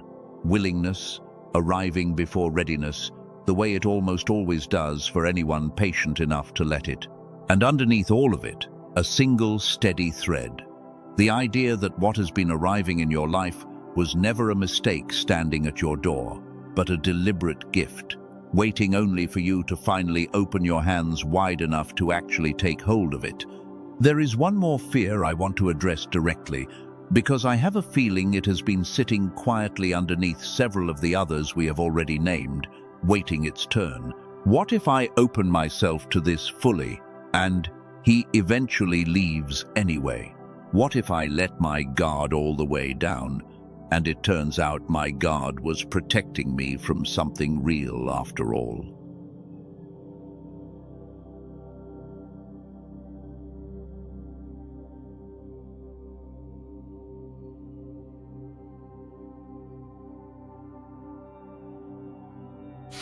I am not going to tell you that fear is irrational, because it is not.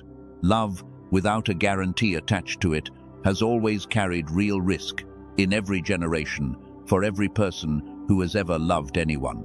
That has never once changed, no matter what age gap is or is not involved in a particular connection. Pretending otherwise would be another comfortable lie, and I told you at the beginning of this message that I would not tell you those.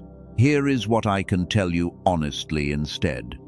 There is a difference between a love that depends entirely on an outcome and a love that is simply freely given, regardless of how the story eventually unfolds.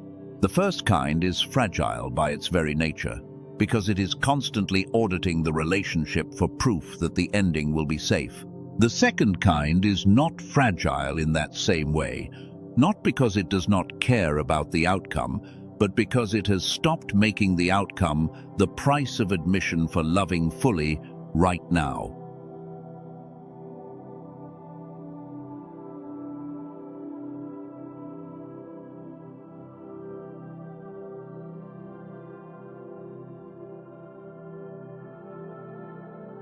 There is a word for that second kind of love in the tradition this entire message has been drawing from, and it is the same word we already gave you earlier: chesed, steadfast, covenant love, the kind that does not calculate its way towards safety before it is willing to show up fully.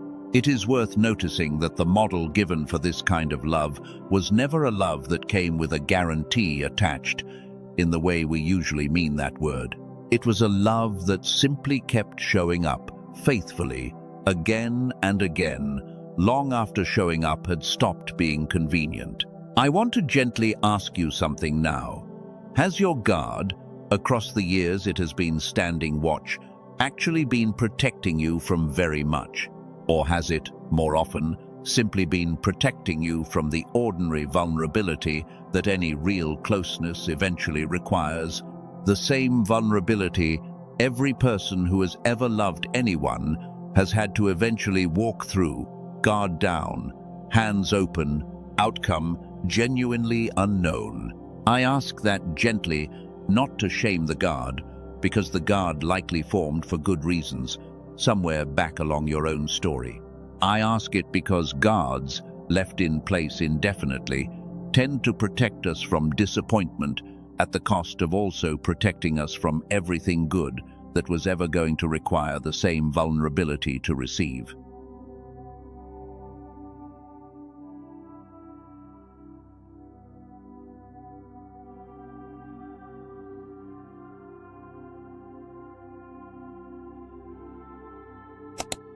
I want to tell you about a man I will call Walter, a retired accountant, precise, careful, the kind of person who tends to want a guarantee before committing to anything at all. He met a woman half his age, and he told me the mathematics of the situation genuinely tormented him for months, running probabilities, imagining every way it could eventually go wrong. What finally moved him past that torment was not a guarantee arriving, because it never did. It was a single realization, one he described to me almost offhandedly, the way people often describe the realizations that end up mattering most. He said, "I finally understood that certainty was never actually available to me, in this or in anything else worth having, and the real choice in front of me was never between risk and safety. It was between loving fully with the risk fully acknowledged, or protecting myself from a risk that was never actually optional to begin with."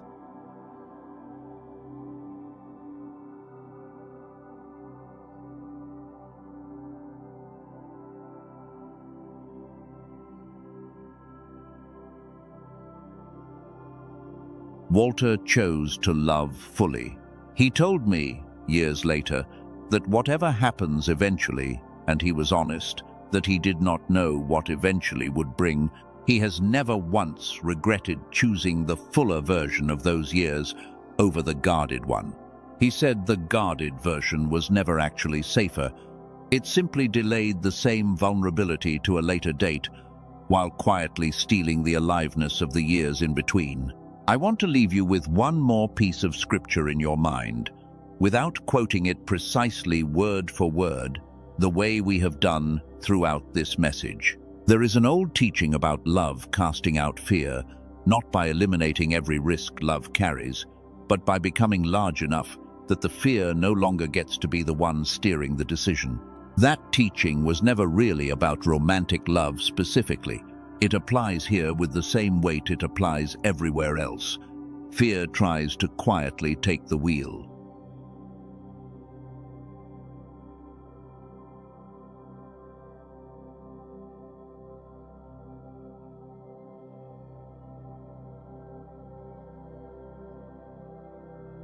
If you have been steering this connection from fear, even a small, well-disguised amount of it, I want to invite you, gently, to hand the wheel back to something larger than fear, not recklessness, not the abandonment of wisdom or discernment, both of which we have spent real time honoring throughout this entire message, simply a decision to let love, chesed, steadfast and freely given, do the steering, instead of fear disguised as caution.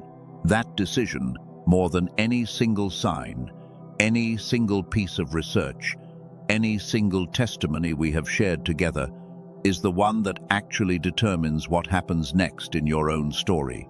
There is one more question I want to answer before we move toward everything else this message still needs to give you. And it is a question that shifts the lens away from you for a moment, toward him. How do you know this is real on his side too, and not simply infatuation, or curiosity, or something that will fade the moment life gets difficult?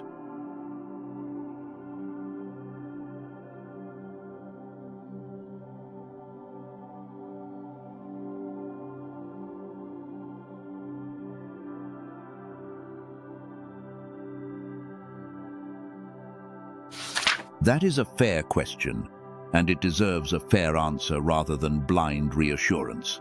I have watched enough of these connections unfold to notice a pattern on the younger side of them too, one that mirrors, almost exactly, the 5 signs we already named on yours. The first sign on his side is that he is not simply chasing novelty.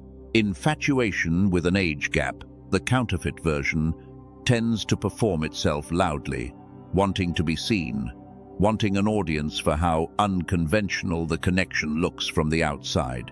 The real version is quieter than that. It does not need witnesses. It is content existing privately, unannounced, simply because the connection itself is the point, rather than the story it makes for other people. The second sign is that he brings you calm rather than chaos. Genuine connections across an age gap, the kind assembled with purpose, tend to settle a younger person rather than destabilize them further. If what you are watching in him looks more like steadying than spiraling, that steadying is not nothing. It tends to be one of the clearest signs available that what is happening in him is not simply a passing thrill. The third sign, and this one matters more than almost any other, is whether he is willing to face the resistance alongside you rather than leaving you to face it alone. Real connections tend to produce real partners, people willing to stand next to you through whatever friction the connection generates, rather than retreating the moment things become socially inconvenient for them.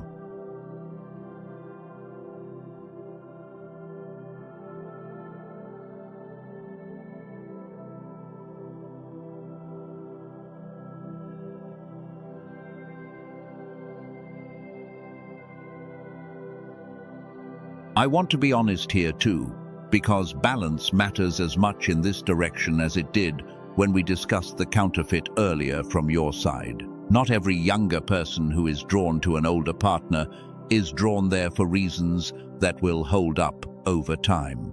Some are working through something about a parent they never fully had. Some are simply testing an idea of themselves they have not fully examined yet. The signs I just gave you are not a guarantee.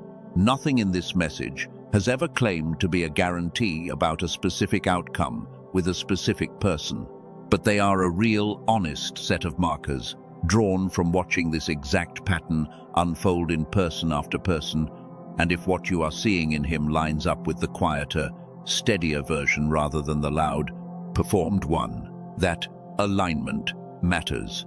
I want to give you one more original language anchor now, a fourth word to carry alongside chesed, kairos, and tolma, because it speaks directly to what a real connection like this one is actually meant to produce over time. In Hebrew, there is a word shalom that gets translated simply as peace, though the fuller sense of it reaches further than the English word usually carries. Shalom describes a wholeness, a completeness, everything sitting exactly where it belongs, nothing missing, nothing straining against anything else. It is the word used to describe a household, a relationship, an entire life, functioning the way it was designed to function, without the constant low friction of things being slightly out of place.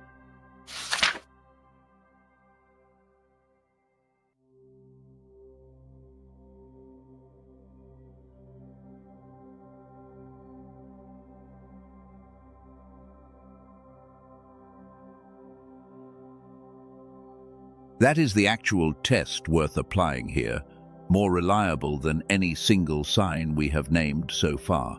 Does this connection, on balance, across the ordinary days as much as the exciting ones, move you toward shalom or away from it? Does it leave the overall shape of your life more whole, more settled, more at peace, even amid the real friction that any real relationship generates?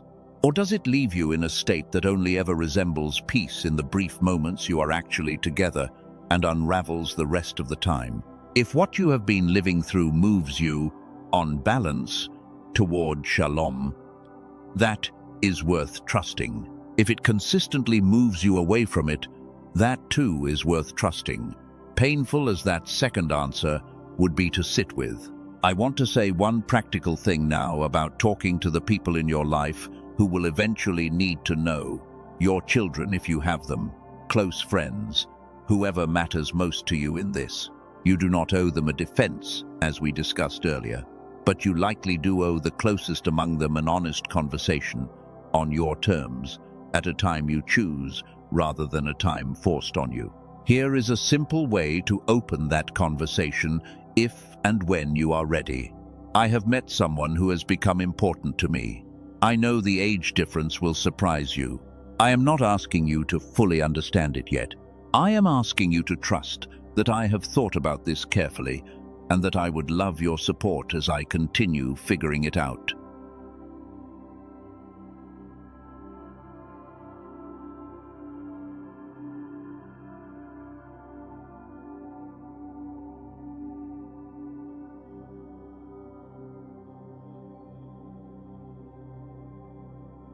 Notice what that sentence does not contain. It does not contain an apology for feeling what you feel. It does not contain an extended defense built to preempt every possible objection before it is raised. It simply states the truth plainly and invites the people who love you to meet you there, in your timing, on your terms, exactly the way real love from the people around you should be willing to do. Some of them will surprise you with how quickly they come around once they see how settled you actually are in this, rather than defensive about it. Others may take longer, and a small number may never fully come around at all. And that too, painful as it would be, does not change whether this connection is actually what you believe it to be. Other people coming around was never the requirement for something being true. It was only ever the requirement for it being comfortable, and comfort and truth are not always the same thing.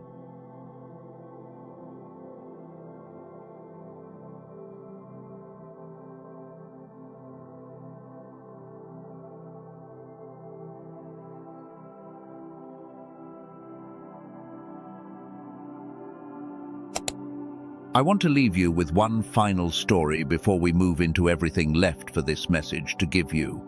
An old one this time, not from someone I have personally met, but from the same tradition every word of this message has been quietly drawing from.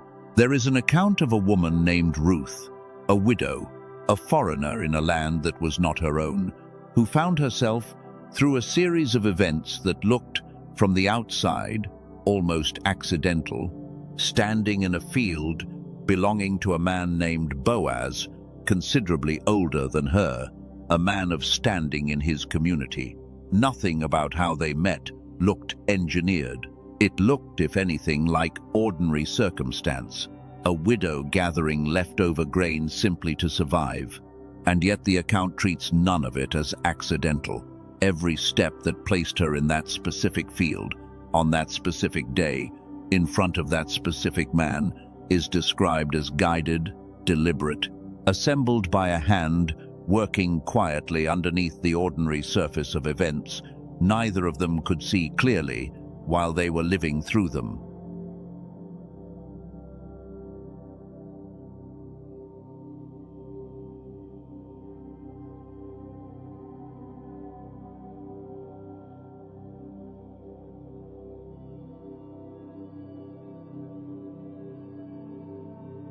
Boaz noticed her, not first for her youth, but for her character, her loyalty, the quiet steadiness she carried into a genuinely difficult season of her life.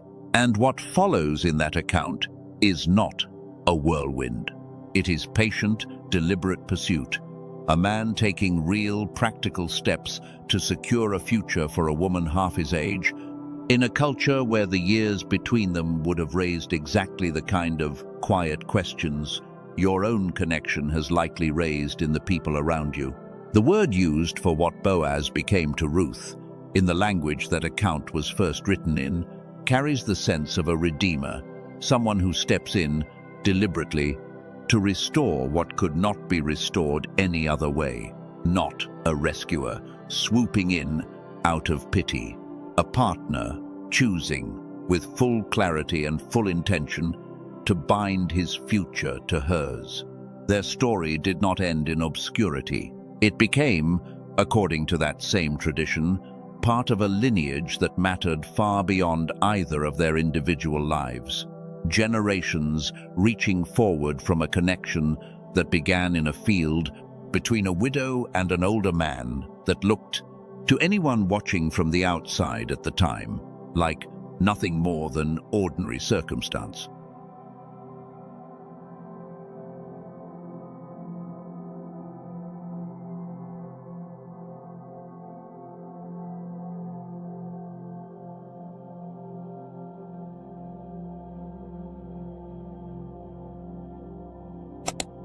I tell you this story not because your situation needs to mirror it exactly, in every detail, to be legitimate. I tell you this story because it is proof, ancient proof, that connections spanning real years, formed under circumstances that looked accidental to everyone standing outside them, have been part of this tradition since long before either of us were having this conversation tonight. You are not the first person to stand exactly where you are standing. You will not be the last. And the pattern that held true in that account, ordinary circumstance concealing deliberate design, timing that only made sense in hindsight, a connection that produced far more than either person standing inside it could have predicted at the time, is the same pattern this entire message has been describing about your own life, from the very first minute until now. I want to say one more thing about that word, redeemer, before we move forward, because I think it applies to more than simply the relationship itself. What is being redeemed here is not only your capacity to love someone new, it is your capacity to trust your own perception again, your own wonder, your own ability to notice and receive good things without immediately searching for the catch hiding inside them. That redemption was always the larger story underneath the smaller one. The relationship is real, and it matters, and everything we have discussed about it tonight is true. But underneath it, quietly, the actual restoration this entire message has been walking you toward is the return of a version of you that existed before the world taught her to brace for disappointment as a permanent condition of being alive.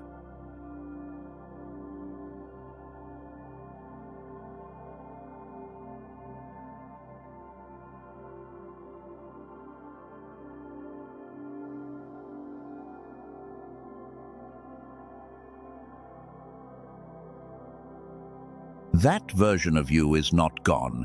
She has simply been waiting patiently, the same way Ruth waited in that field without knowing what the day would bring.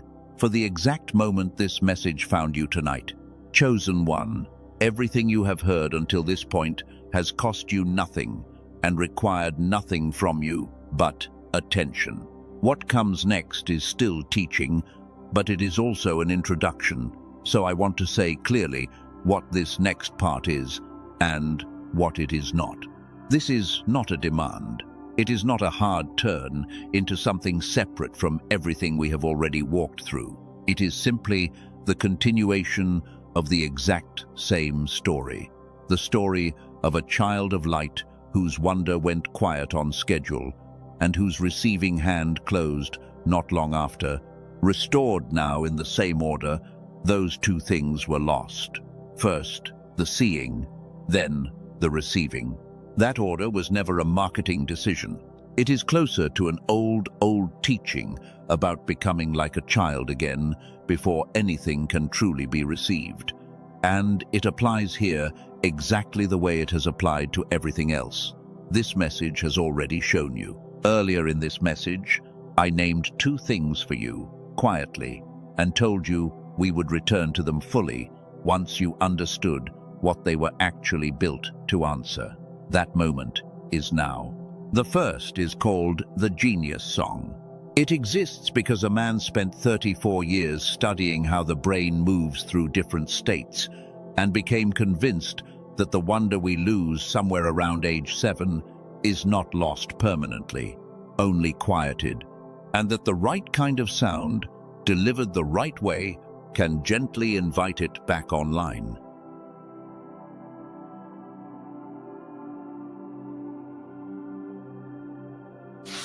The mechanism is exactly what we already spent real time on earlier in this message, that fast, curious, wide-open frequency a small child lives in almost constantly, the one I have been calling the decline effect since the moment I first named it for you. This audio was built specifically to reactivate it, gently, through the ears, over 7 quiet minutes. The researcher behind it is Dr. Robert Lake, and his work in this area has been discussed in connection with research communities at institutions including MIT and Princeton and Harvard and several other leading research universities. According to what has been reported by those bringing this work forward, what it offers, in plain terms, is a return, not a new personality, not a promise of instant genius. Simply the child in you waking back up, curious again, noticing again, present again, in a way it has not been for longer than you may have realized. It is, in a very real sense, the first half of becoming like a little child again, so that something larger can eventually be received.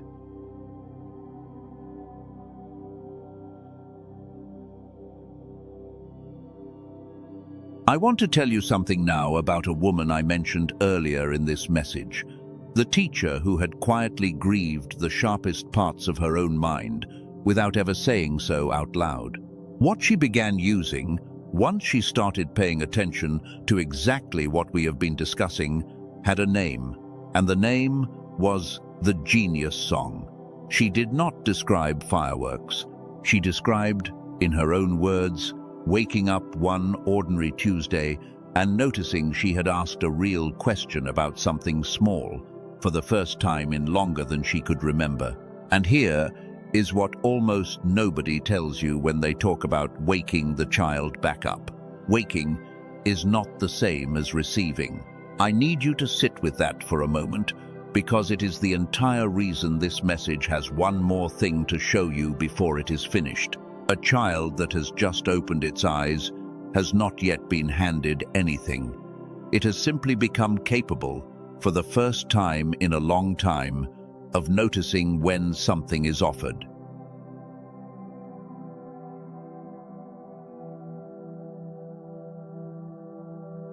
The child in you is waking up.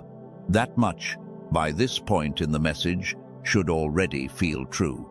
But waking is not receiving, and there is still a door standing closed on the other side of that waking, one that has nothing to do with wonder and everything to do with what we spent time naming a little while ago. The stress signal, the closed hand, the reflex that turns good things away at the threshold before they ever fully land. Picture it plainly. A child stands in a room with light finally pouring in through a window that used to be shuttered. The child can see now. The child is curious again, alive again.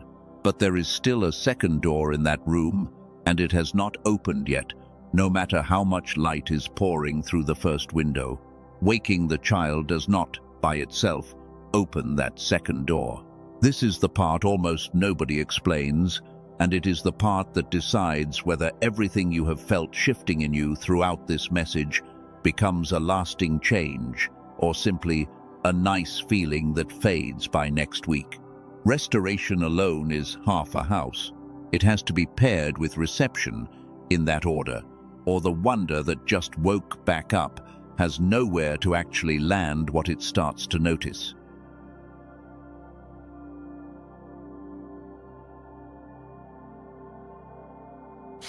So there is a second piece of work, built by a second researcher, addressing exactly this second door, in exactly the order we have already established.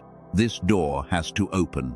It is called the wealth signal, and it continues directly from everything the genius song began. Restoration first, reception second, becoming like a child, and then finally, receiving what that childlike state makes you capable of holding. The first piece woke the child. The second piece is what finally lets that child receive its full name and its full mechanism in a moment. What matters right now is simply this: 2 pieces, 1 order. And the door that has been closed the longest in your life is the one we are about to open. This second piece is a short audio, 5 minutes, paired with something older than either piece of research behind it. A 9-word phrase drawn from an ancient technique, repeated silently while the audio plays. It exists to address exactly the second frequency we spent real time naming earlier, the one keeping your reception channel closed under a near constant hum of adult vigilance.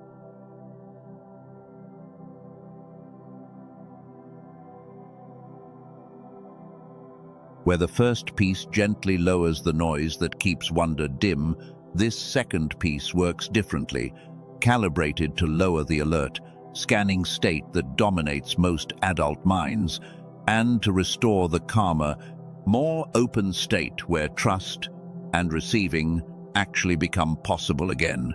Beta down, the reception channel back open. Not a metaphor this time, a specific, calibrated shift delivered through the ears over 5 quiet minutes. The researcher behind this second piece is Dr. Stephen Newton, a neuroscientist who broke from the establishment path he was on to release this particular body of work publicly. His research has been discussed in connection with institutions including Stanford and Boston University and other research institutions, according to what has been reported by those bringing this work forward.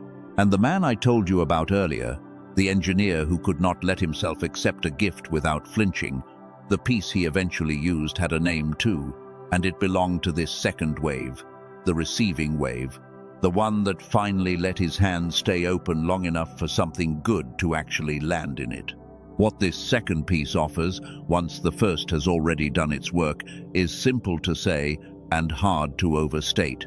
Opportunities that stop sliding past you unnoticed. Compliments that land instead of bouncing off. A connection, this exact connection, that stops feeling like something you have to defend and starts feeling like something you are finally, actually, allowed to hold. Becoming like a child comes first. Receiving what was promised comes second. And that is precisely the order these 2 pieces were built to restore in you. I want to answer a few honest questions now, the kind I imagine some of you are already forming while you listen, because pretending those questions are not there would not serve you, and I promised you honesty at the very start of this message.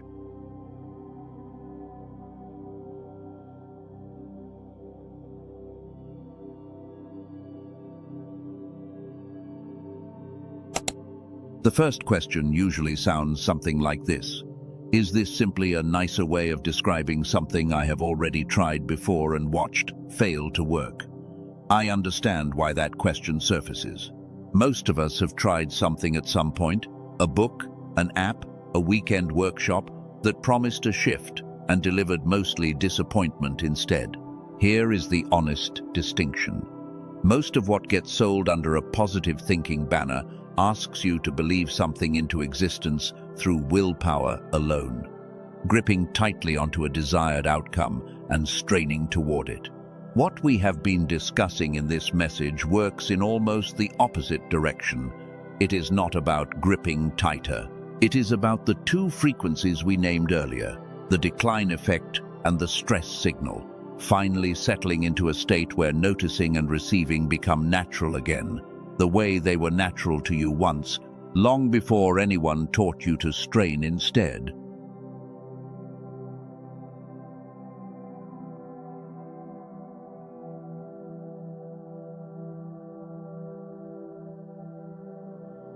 The second honest question usually sounds like this: what does a session actually feel like, in the body, in the room, while it is happening?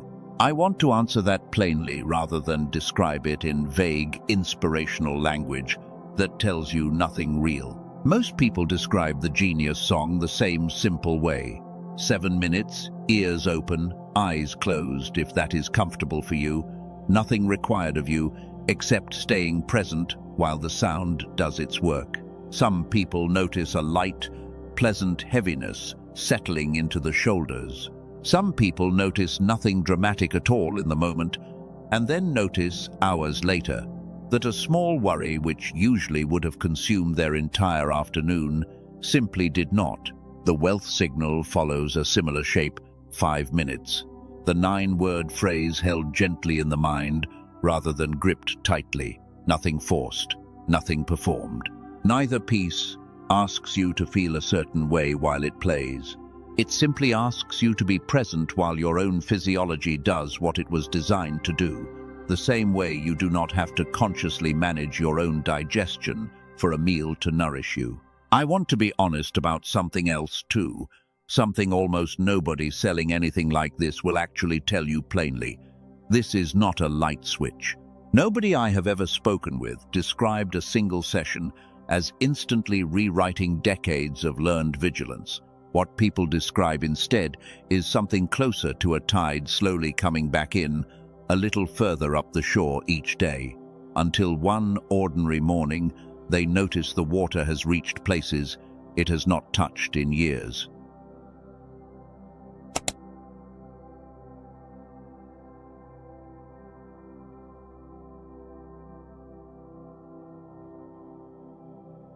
That is not a disappointing answer.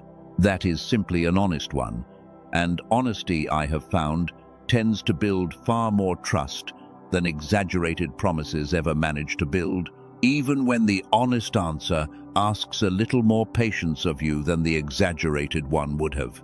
I want to return, for a moment, to the two researchers behind this, because I have mentioned both of them without fully explaining why their separate paths matter to what we are discussing.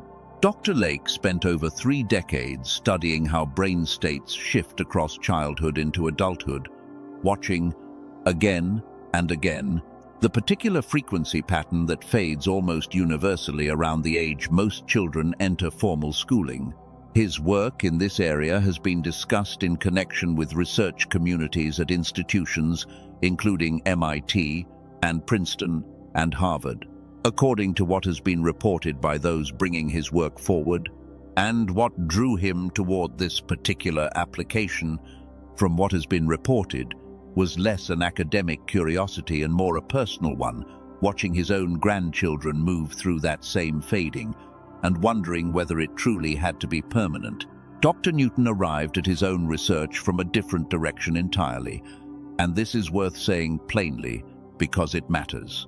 He was on a conventional academic path, the kind that leads toward tenure and institutional prestige, and he stepped away from it, according to what has been reported, specifically to bring this particular body of work to people directly, rather than keeping it inside research journals.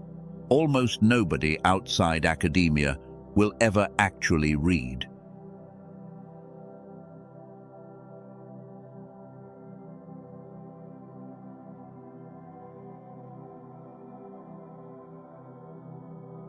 Two different researchers, two different institutions, two different starting points, neither one building on the work of the other directly, which is precisely why the two pieces had to be developed and released separately before eventually being sequenced together the way you are hearing them presented today. I want to tell you about one more person now, a woman I will call Deborah, because her story sits closer to what this exact message has been about than any of the others I have shared with you so far. Deborah was 58, recently widowed, when a man in his early 40s began showing up in her life with a persistence she found, at first, almost unsettling. She told me she spent the first several months assuming he would eventually lose interest, that this was simply a passing curiosity on his part rather than anything real. What she noticed, slowly, using both pieces of what we have been discussing in this exact sequence, restoration first and then reception, was that her own instinct to brace for his interest to disappear was not actually about him at all. It was an old pattern, decades old, of expecting good things to be temporary, of keeping one hand ready to catch herself the moment something good inevitably got taken away again.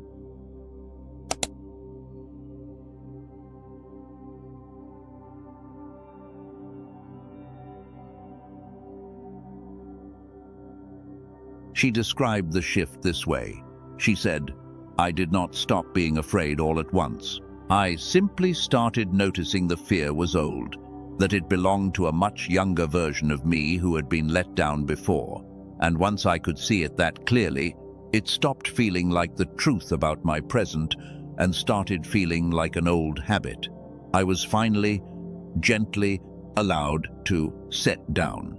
That sentence, "once I could see it that clearly, it stopped feeling like the truth," is exactly what both waves working together are built to produce. Not the absence of an old wound, but enough clarity to finally recognize the wound is old, and the present moment, the one actually in front of you right now, is not obligated to keep repeating it. Deborah and the man are still together, 4 years on from that first unsettling persistence she once assumed would fade. She told me, near the end of our conversation, that the thing she is most grateful for is not simply the relationship itself, real as that gratitude is. It is that she finally stopped living braced in every part of her life, not only in that one relationship, for the good thing to disappear. That is what reception actually restores, when it is genuinely restored. Not simply the capacity to receive one specific gift, the capacity to receive, period. In every room of your life, the closed channel had quietly been narrowing for years without you fully noticing how much it had narrowed.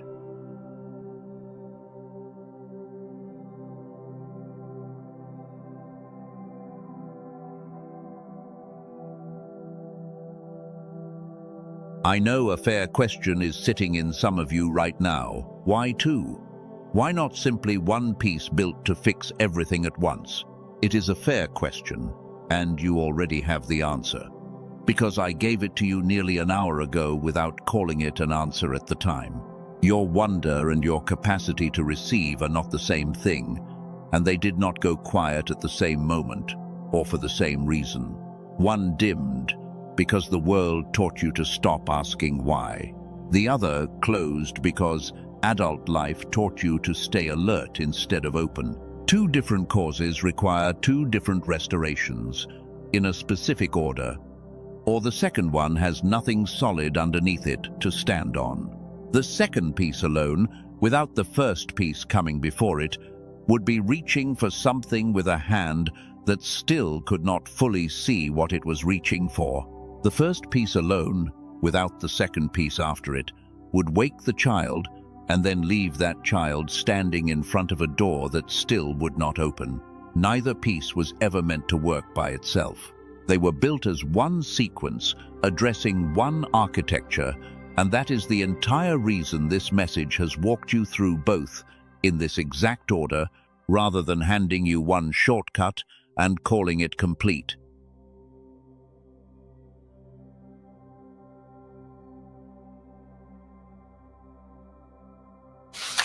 I want to be honest with you about something else too, quickly, before we go further. Starting something new is a real commitment, even a small one, and I am not going to pretend it costs you nothing at all. It costs a few quiet minutes a day, and it costs the willingness to actually begin instead of only planning to begin someday. That is a real ask, and I respect that some of you are weighing it right now. What I can tell you is that neither piece asks for hours you do not have, and neither one asks you to sign up for anything ongoing or recurring. A few quiet minutes, listened to with intention, is the entire commitment. And if you are still weighing whether it is worth trying at all, the honest risk here is not in trying. It is in staying exactly where you already are, which you already know by now is not actually working the way you want it to.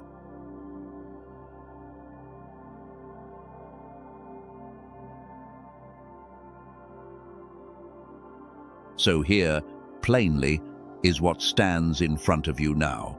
Not three separate products competing for your attention, but one path, appearing in three ways depending on where you are standing.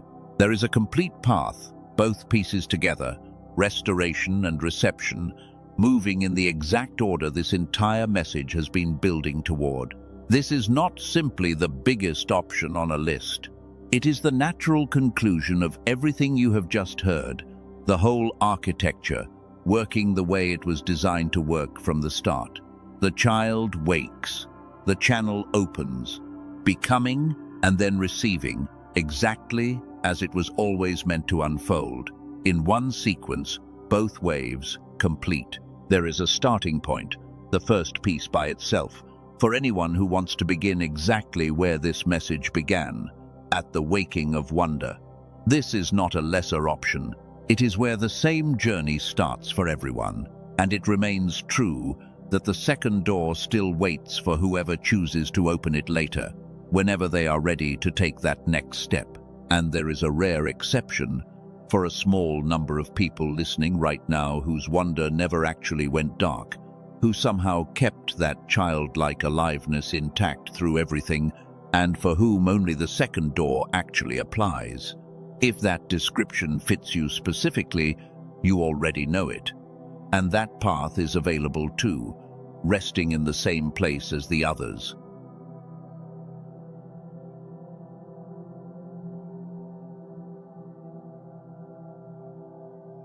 Both pieces, together, do not compete for your money. They compound for your life.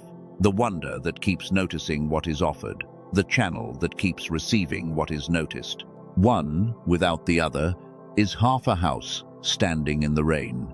Together, they are the whole architecture this entire message has been walking you toward, one deliberate step at a time. Alongside both pieces, there is a bonus attached to each one. With the first piece comes something called Genius Child, built specifically for anyone thinking not only of their own restoration, but of the next generation coming up behind them, watching how they move through the world. With the second piece comes something called 20 Wealth Signal Success Stories, real accounts from real people who walked this exact order before you did. Restoration first, reception second. Combined, across everything included with the complete path, the bonus value alone comes to $418, according to what has been reported by those who assembled this offering, on top of the two core pieces themselves. And here is what stands behind all of it, plainly, without fine print, hiding anywhere inside it. 90 days. If nothing in you has shifted in that time, every dollar is returned, in full, no explanation required, and you keep every bonus, regardless. This is not a trial with strings attached. It is a full risk reversal because the people behind this work would rather you feel completely safe trying it than convinced by pressure into something you are unsure about.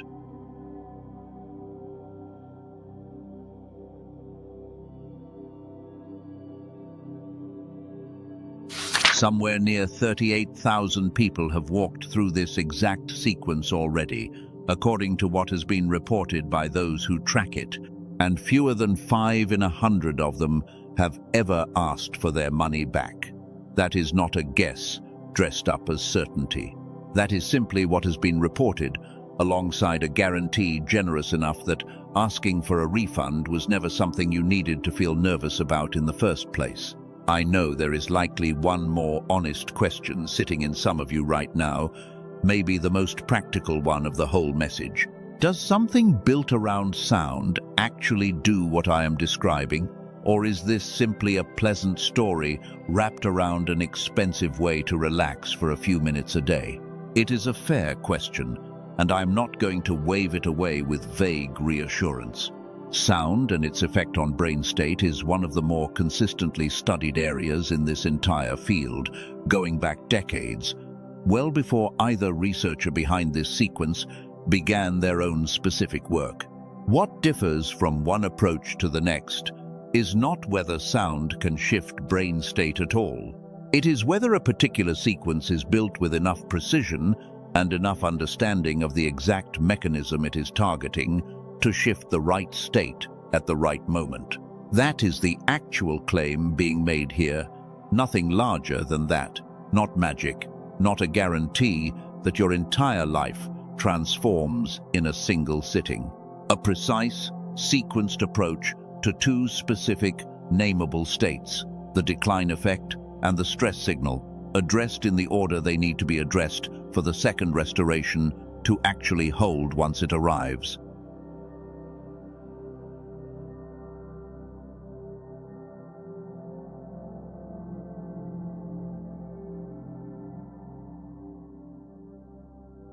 I want to name something else honestly too, because I think you deserve the fuller picture rather than only the flattering half of it. There will likely be days, especially early on, where a session simply feels like 7 quiet minutes.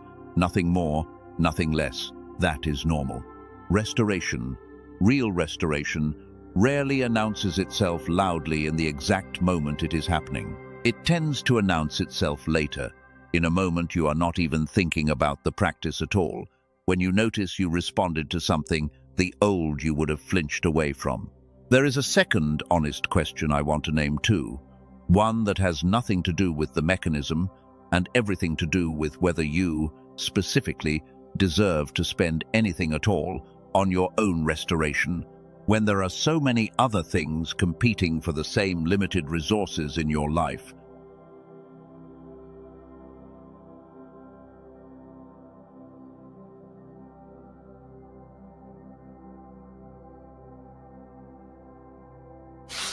I want to answer that one carefully, because I think it deserves more than a quick reassurance.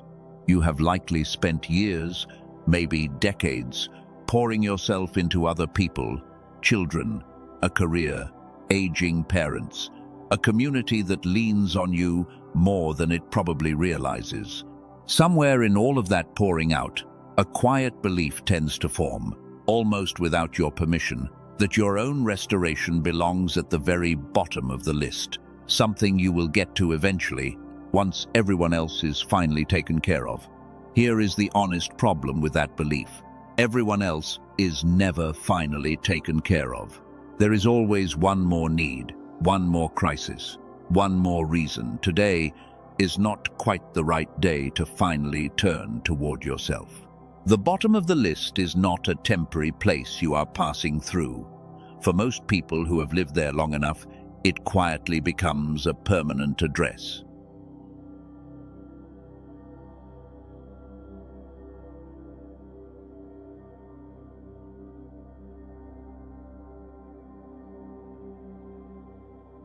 I am not telling you this to guilt you into anything. I am telling you this because the wonder we spent the first part of this message discussing and the receiving hand we spent the second part discussing cannot restore themselves while you remain at the very bottom of your own list. Something has to change that arrangement, even briefly, even imperfectly, or the pattern simply continues exactly as it has been continuing. I want to walk you through what a real, honest timeline tends to look like, because vague promises about someday feeling different serve nobody, and I would rather give you something closer to the truth. In the first week or two, most people report small things: a slightly easier morning, a worry that resolves itself faster than it usually would. A conversation that goes better than expected without quite being able to explain why. Nothing dramatic yet, and that is exactly as it should be at this early stage. Somewhere around the 4 to 6 week mark, something shifts that people describe more consistently than almost anything else. They start noticing good things arriving, small ones, a compliment, an unexpected kindness, an opportunity, and staying present with them for a beat longer before the old reflex kicks in to deflect or minimize them. That beat longer is the reception channel, quietly widening.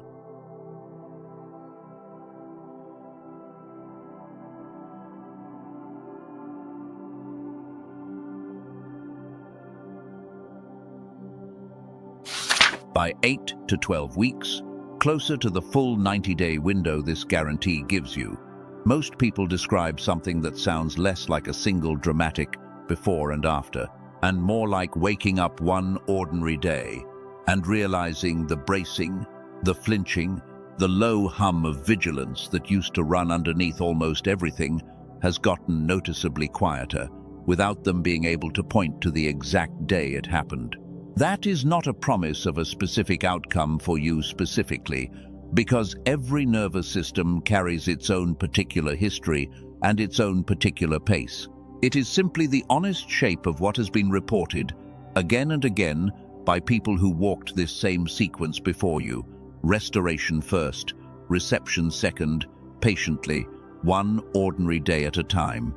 I want to say one more thing about the age gap specifically, because everything we have just discussed about receiving applies here with unusual precision. A closed reception channel does not only turn away money or opportunity in the abstract sense the research tends to describe. It turns away a person, specifically, the exact person who has been standing at the door of your life, patiently, waiting for you to finally widen the channel enough to let him all the way in.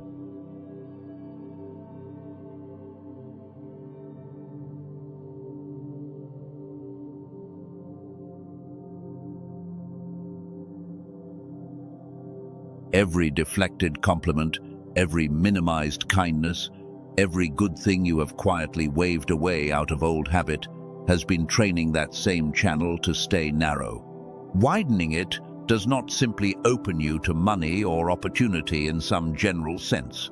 It opens you to him, specifically, more fully than the narrowed version of you has been able to receive him until now.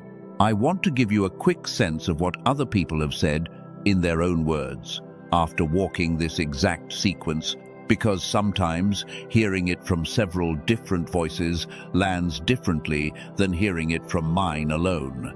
One woman wrote, "I did not expect to cry during a 7-minute audio, but something about it reached a part of me I thought had gone quiet for good." Another said, simply, "I stopped bracing." That is the whole review. I stopped bracing. And I did not realize how tired bracing had made me until it finally stopped. A man in his 60s wrote something I have not forgotten. He said, "I thought this was going to be about attracting more money into my life." And it was, some. But what actually happened is, I let my daughter hug me for longer than 3 seconds, for the first time in years, and I noticed myself doing it. And I let it happen anyway.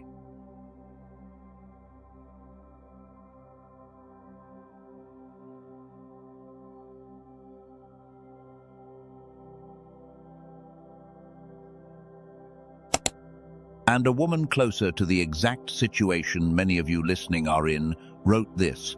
She said, "I stopped needing everyone else to approve of who I was falling for and started simply trusting what I already knew, which was that this was right, whether or not anyone else ever fully understood why." I share these with you, briefly, not as proof in the way a laboratory result would count as proof, but as texture, the actual shape of what other people carrying versions of your same hesitation have described once they finally let themselves begin. I want to walk through, one more time, plainly, everything that becomes yours the moment you step through this door, because I want you holding the complete picture, not a partial one, when you make this decision. The Genius Song, 7 minutes. Restoring the wonder that went quiet somewhere around age 7. The Wealth Signal, 5 minutes with the 9-word phrase, restoring the reception channel that closed not long after. Genius Child, built for anyone thinking of the next generation, watching how they move through the world, worth $19 on its own. 20 Wealth Signal success stories. Real accounts from real people who walked this sequence before you, worth $97 on its own. Combined, the bonuses alone total $418, included at no additional cost the moment you step through.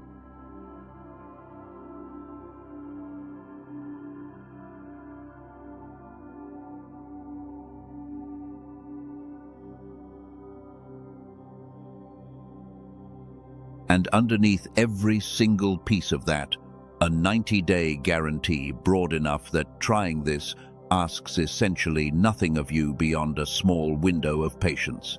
If nothing in you has shifted by the end of that window, everything is returned.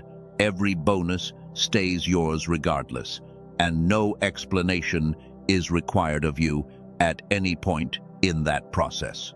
I want you to notice something about that guarantee, because it tells you something important about the people who built this offering. A company that did not actually believe in what they built would never structure a guarantee this generous. Confidence like that is not manufactured through clever marketing language.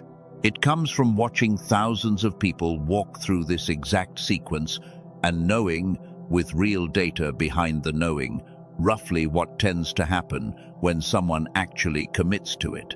Somewhere near 38,000 people, according to what has been reported by those who track it, have already walked this exact path.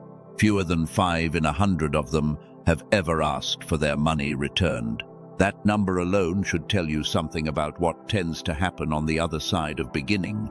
I want to say one more honest thing before we move toward closing this message together. I am not going to tell you this decision is small, because it is not small, not really. You are not simply purchasing an audio file. You are making a decision about whether the next chapter of your life gets written from a place of wonder restored and a hand finally open, or from the same closed, braced, vigilant place the last several chapters were written from.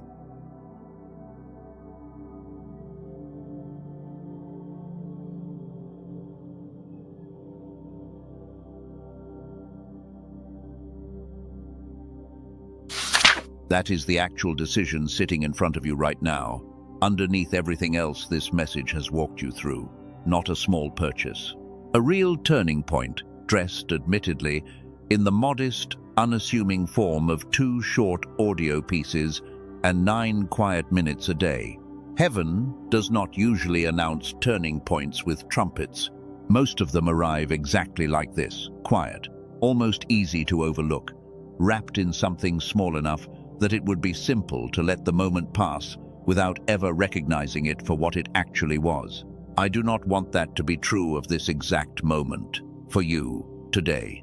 I want you to recognize it clearly for what it actually is, and to let that recognition be enough to finally move you gently toward the door that has been standing open in front of you this entire message.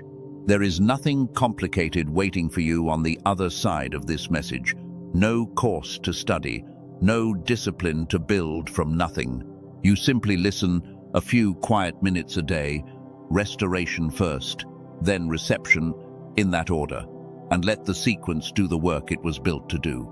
Everything arrives instantly, delivered straight to your inbox the moment you step through. No shipping, no waiting, and nothing that renews or repeats itself without your say.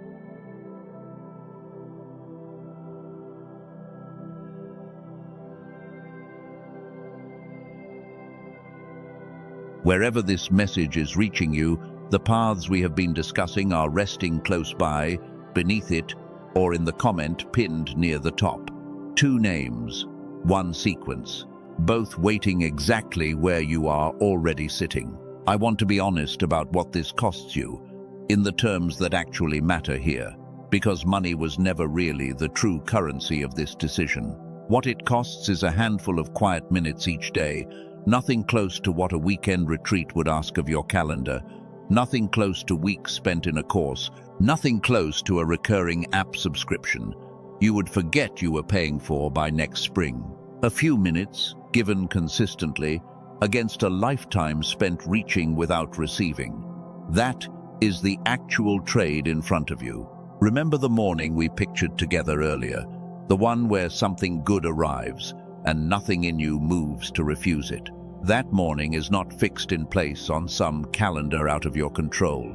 It moves further away for every day these two frequencies stay exactly where they have been. Not because heaven grows impatient with you, because a pattern left untouched simply keeps repeating itself, one more ordinary day at a time.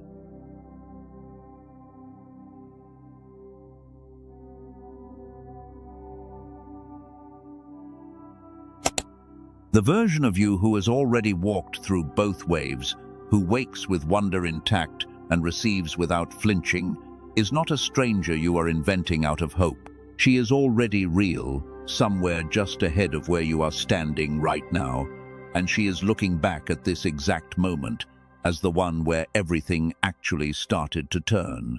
Everything you need for this sequence lives in one place, together.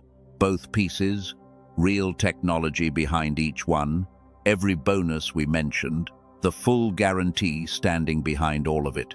Nowhere else holds the complete architecture the way it exists right here, beneath this message, waiting. So here is a question worth sitting with for a moment, quietly, before you decide anything at all. Which one is actually true for you? Has your inner child been asleep for a long time now, or is your inner child awake, curious, alive, but simply unable to reach the thing that keeps arriving just out of reach? Sit with that question honestly. Your own answer already knows which one it is, and it is probably not one or the other. It is probably both, and that is precisely why the complete path exists.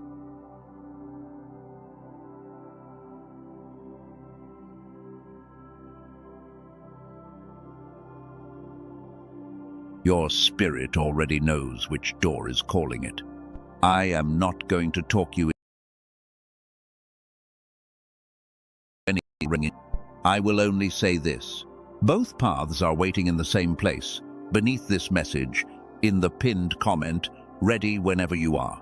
If any part of this reached something real in you today, take the step. Both paths are there, together, restoration and reception, waiting beneath this exact message.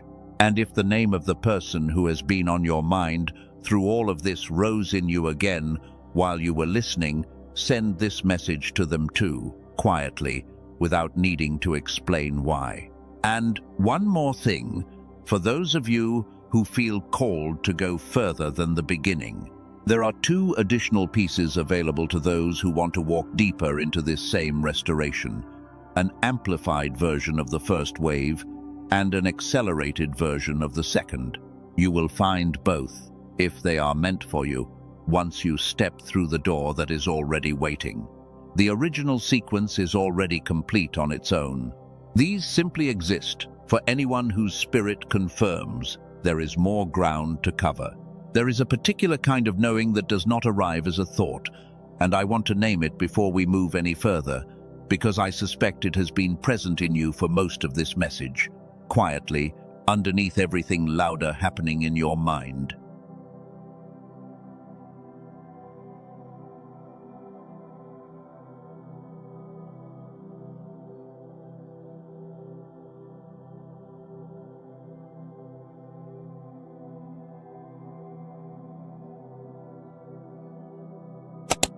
It does not announce itself with certainty language, with bullet points, with the kind of tidy argument your analytical mind tends to want before it will fully trust anything. It arrives instead as a settledness, a quiet steadiness underneath the noise, The kind of knowing you have when you finally stop asking a question you already answered a while ago and simply have not let yourself admit it out loud yet. I want to ask you, gently, whether some version of that knowing has been present in you tonight, somewhere underneath the specific signs, the specific stories, the specific words we have shared across this entire message. If it has, I want you to trust it. Not because I am telling you to, but because that particular kind of quiet steadiness has a track record in your own life of being right about things far more often than the louder, more anxious voice ever has been.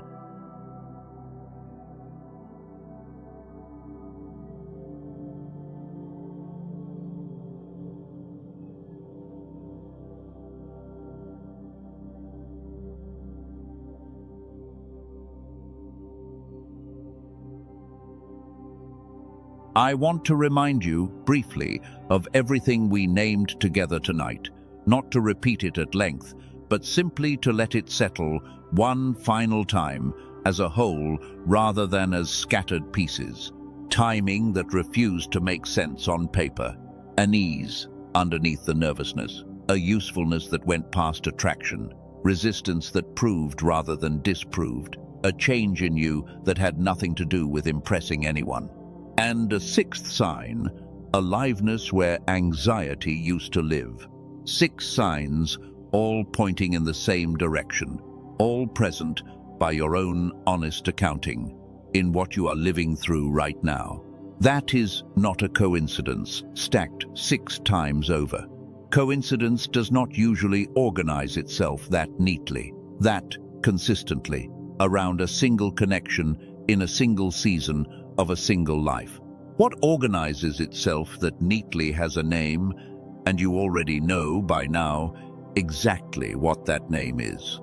If you have not yet commented any of the words this message has invited you to leave, recognized, seen, open, unfinished, cheesed, Tolma, I want to invite you one final time to leave whichever one feels most true right now, in this exact moment, as this message comes to its close, not for me, for you, so that your own eyes see the record of exactly how far you traveled tonight.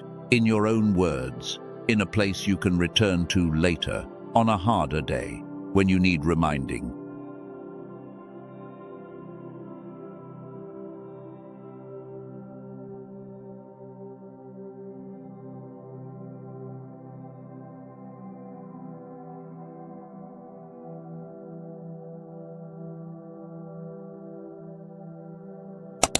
Before we close this message together, I want to set everything we have just discussed down for a moment, gently, and return to where we actually started tonight, because the decision about the path we discussed matters, and it can wait a few more minutes.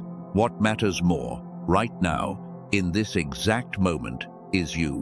Whatever you decide about the 2 waves we spent the last stretch of this message walking through, I do not want that decision to overshadow the deeper thing this entire message came to give you, the recognition, the permission, the naming of a connection you have likely been carrying quietly, unnamed, for longer than you have told anyone. That was always the real gift underneath everything else, and I do not want it to get lost underneath the practical details of a product, however much those details genuinely matter too. So let us close, properly, the way this entire message deserves to be closed, not with a transaction, but with a blessing.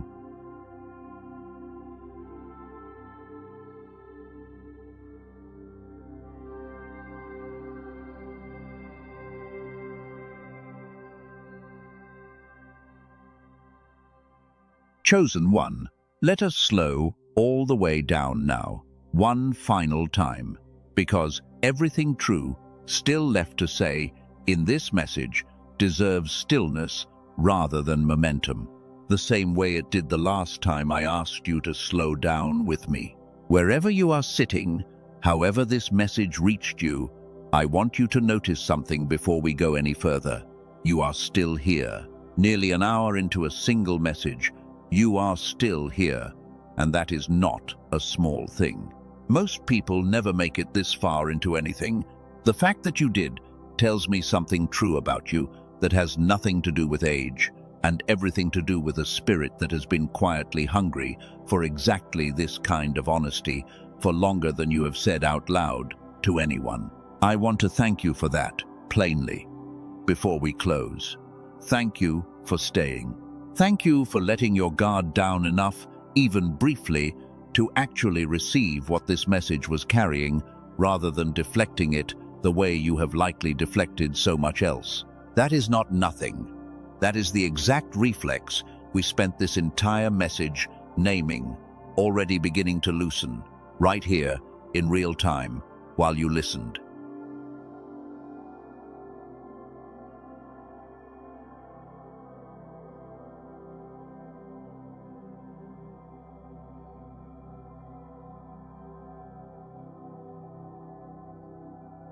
I want to give you a moment now, a real one, not a rushed transition into whatever comes next. Take one more slow breath, in through your nose if that is comfortable, and let it out even slower than it came in.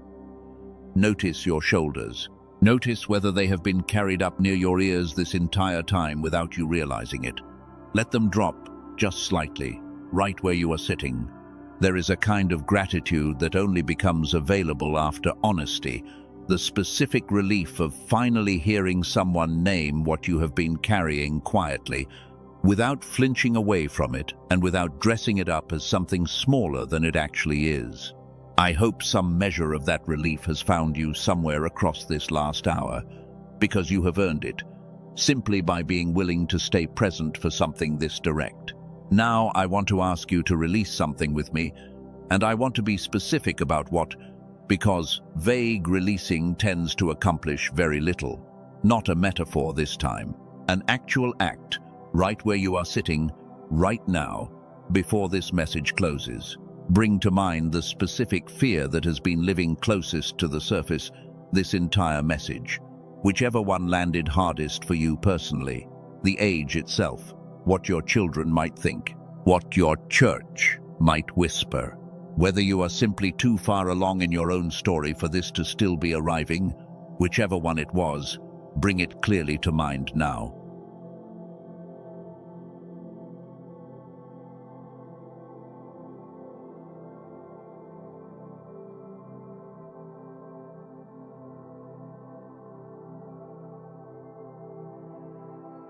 Picture it one more time as an actual weight, resting somewhere specific in your body. And this time, instead of simply noticing it, I want you to actually let it go, not manage it, not negotiate with it.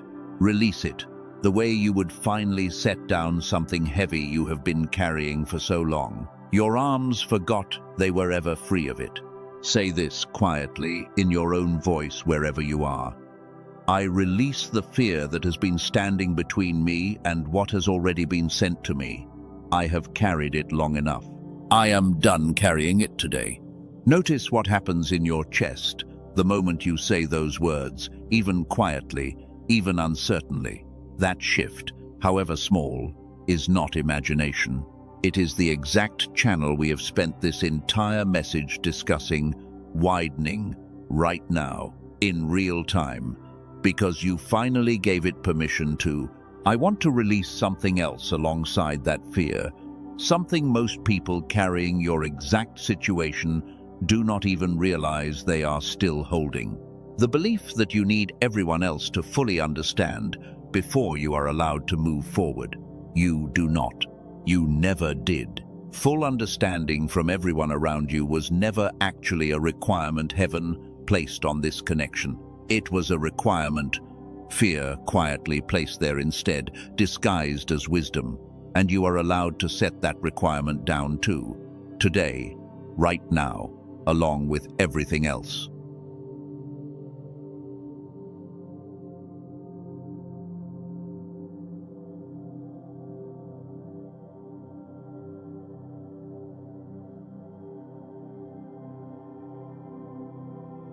Let both of those go, the fear and the borrowed requirement of needing everyone else to approve. Let your hands, right where they are resting, open just slightly wider than they were a moment ago. That is not a small gesture.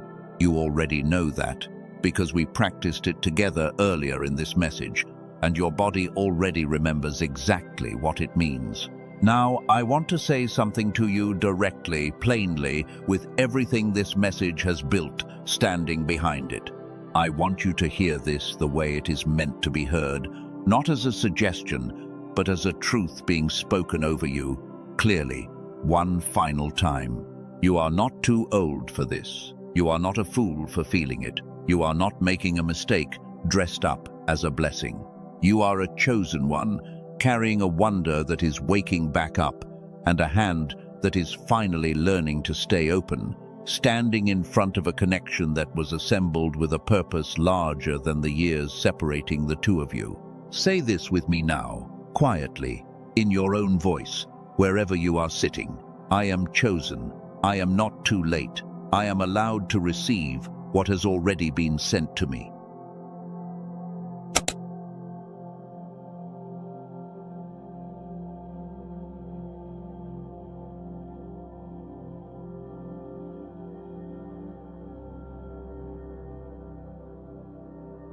Say it again, a little louder this time, even if only inside your own mind. I am chosen. I am not too late. I am allowed to receive what has already been sent to me. This is not a spell. It is not magic words that change your circumstances simply by being spoken. It is the truest possible description of who you actually are. Underneath every doubt, this message has spent the last hour gently dismantling, one honest layer at a time. And truth, spoken plainly and received fully, tends to move something in a person that mere information never quite manages to reach. Heaven does not connect two people across a gap of years by accident, and it did not connect you to this particular person by accident either. The years between you were never the flaw in the design. They were the design, wisdom carried forward, wonder received in return, exactly the shape we spent this entire message tracing. What has been dimmed in you is waking. What has been closed in you is opening. And what has been standing at your door, patiently waiting, was never a mistake to begin with. It was a gift, deliberately placed, waiting only for you to finally open your hands wide enough to take hold of it.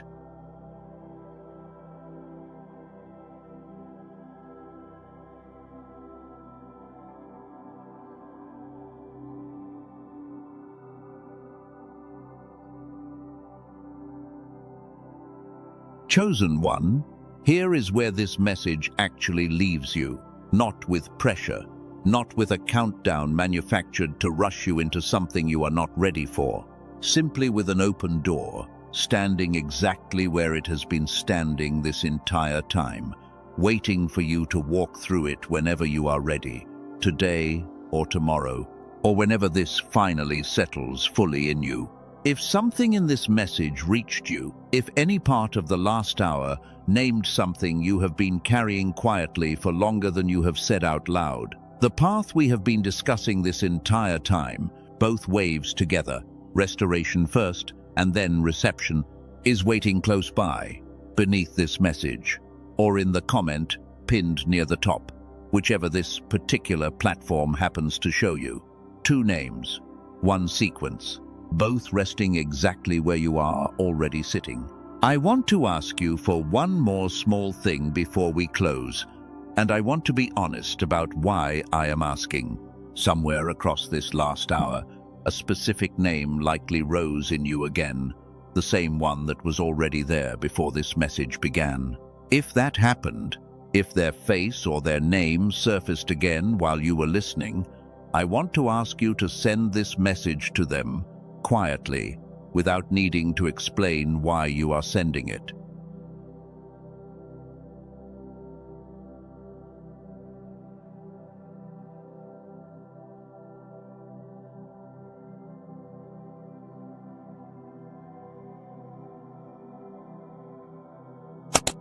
You do not owe them an explanation for sending it. Sometimes the most honest thing you can do is simply place something true in front of someone and let them decide what it means to them, the same way this message has been doing for you across the last hour.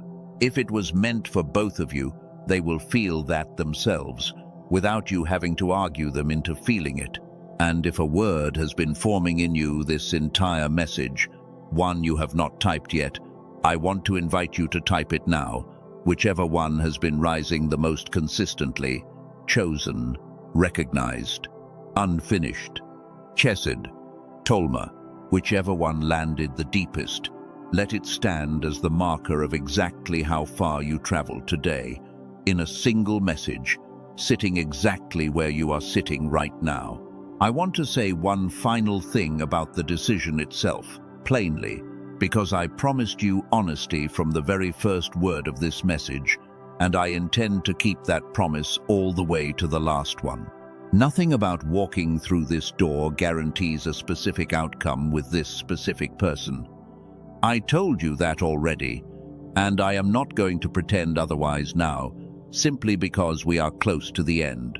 What walking through this door does guarantee, as much as anything in a human life can be guaranteed, is a version of you who is finally capable of seeing clearly and receiving fully whatever arrives next, whether that is this exact connection deepening the way you are hoping, or something else entirely that a clearer, more open version of you becomes capable of recognizing when it eventually comes.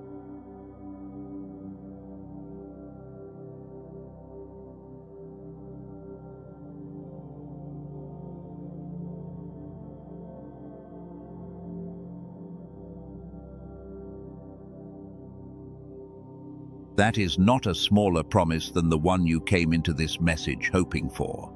It is, if anything, a larger one, because it does not depend on one single outcome going exactly the way you are picturing it tonight. It depends only on you, becoming, once again, someone capable of seeing and receiving what is actually true, rather than what fear has spent years quietly convincing you was safer to assume instead.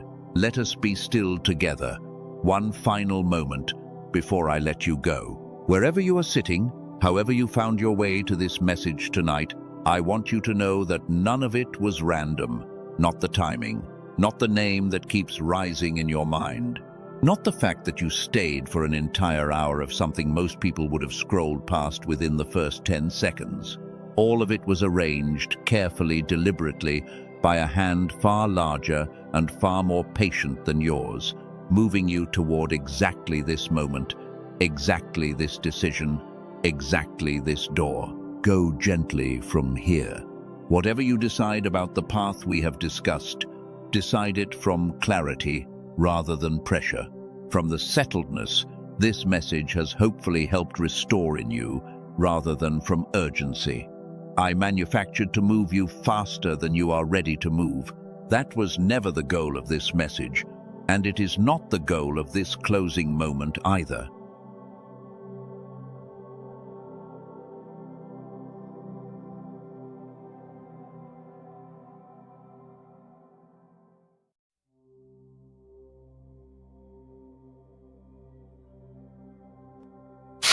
I want to take you back, one final time, to the morning we pictured together earlier in this message, the one where something good arrives and nothing in you moves to refuse it. Your hands open, your chest unclenched, a quiet where the old objection used to live, and for once, nothing rushing in to fill that quiet with doubt. That morning is not a fantasy I invented to make this message land more powerfully. It is an accurate description of what becomes available to you, gradually, patiently, the moment both frequencies we have spent this entire hour naming begin restoring in the order they are meant to restore. Wonder first, reception second, exactly the sequence this entire message has walked you through, from the very first minute until this exact one. If what you pictured in that morning scene felt like something worth actually having, not simply a nice idea to nod along with, and then forget by tomorrow afternoon, that feeling itself is information. It is, in fact, some of the clearest information available to you right now, clearer than any external sign, clearer than any single argument I could construct for you, because it is coming directly from the part of you. This entire message has been trying to help you trust again. You already know, somewhere underneath the noise, whether what you are living through is the counterfeit we named earlier, or the real thing. You have known it for longer than you have let yourself admit out loud. This message did not tell you something new tonight so much as it gave you permission, finally, to trust what you already knew.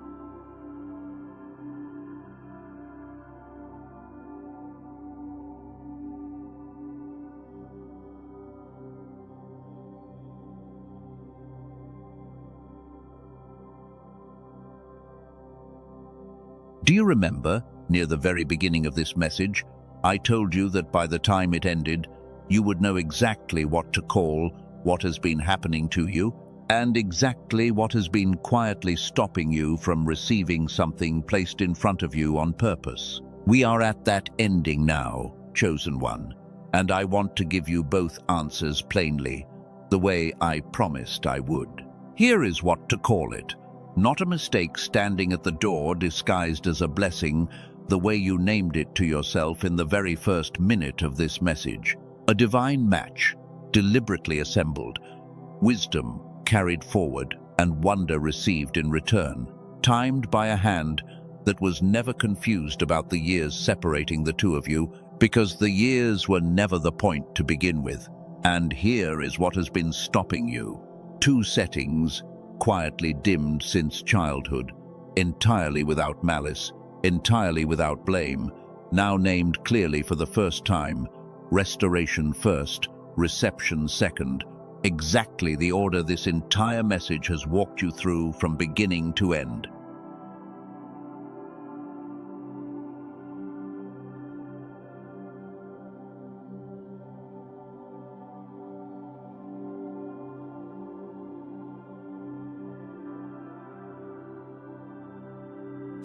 Earlier in this message, I asked you to say 3 words quietly to yourself: I receive this, before you fully understood what you would be receiving. You said them, or you did not yet, and either way is completely fine. I am asking you now, one final time, at the actual end of everything this message came to tell you, to say them again, and this time, say them knowing fully what they mean. I receive this. Say it now, quietly, in your own voice, wherever you are sitting, and let it be the last thing this message asks of you. Chosen one, thank you for staying, thank you for listening, and thank you for being exactly the person this message was written to find. Go now, gently, with your hands open, and let what has already been sent to you finally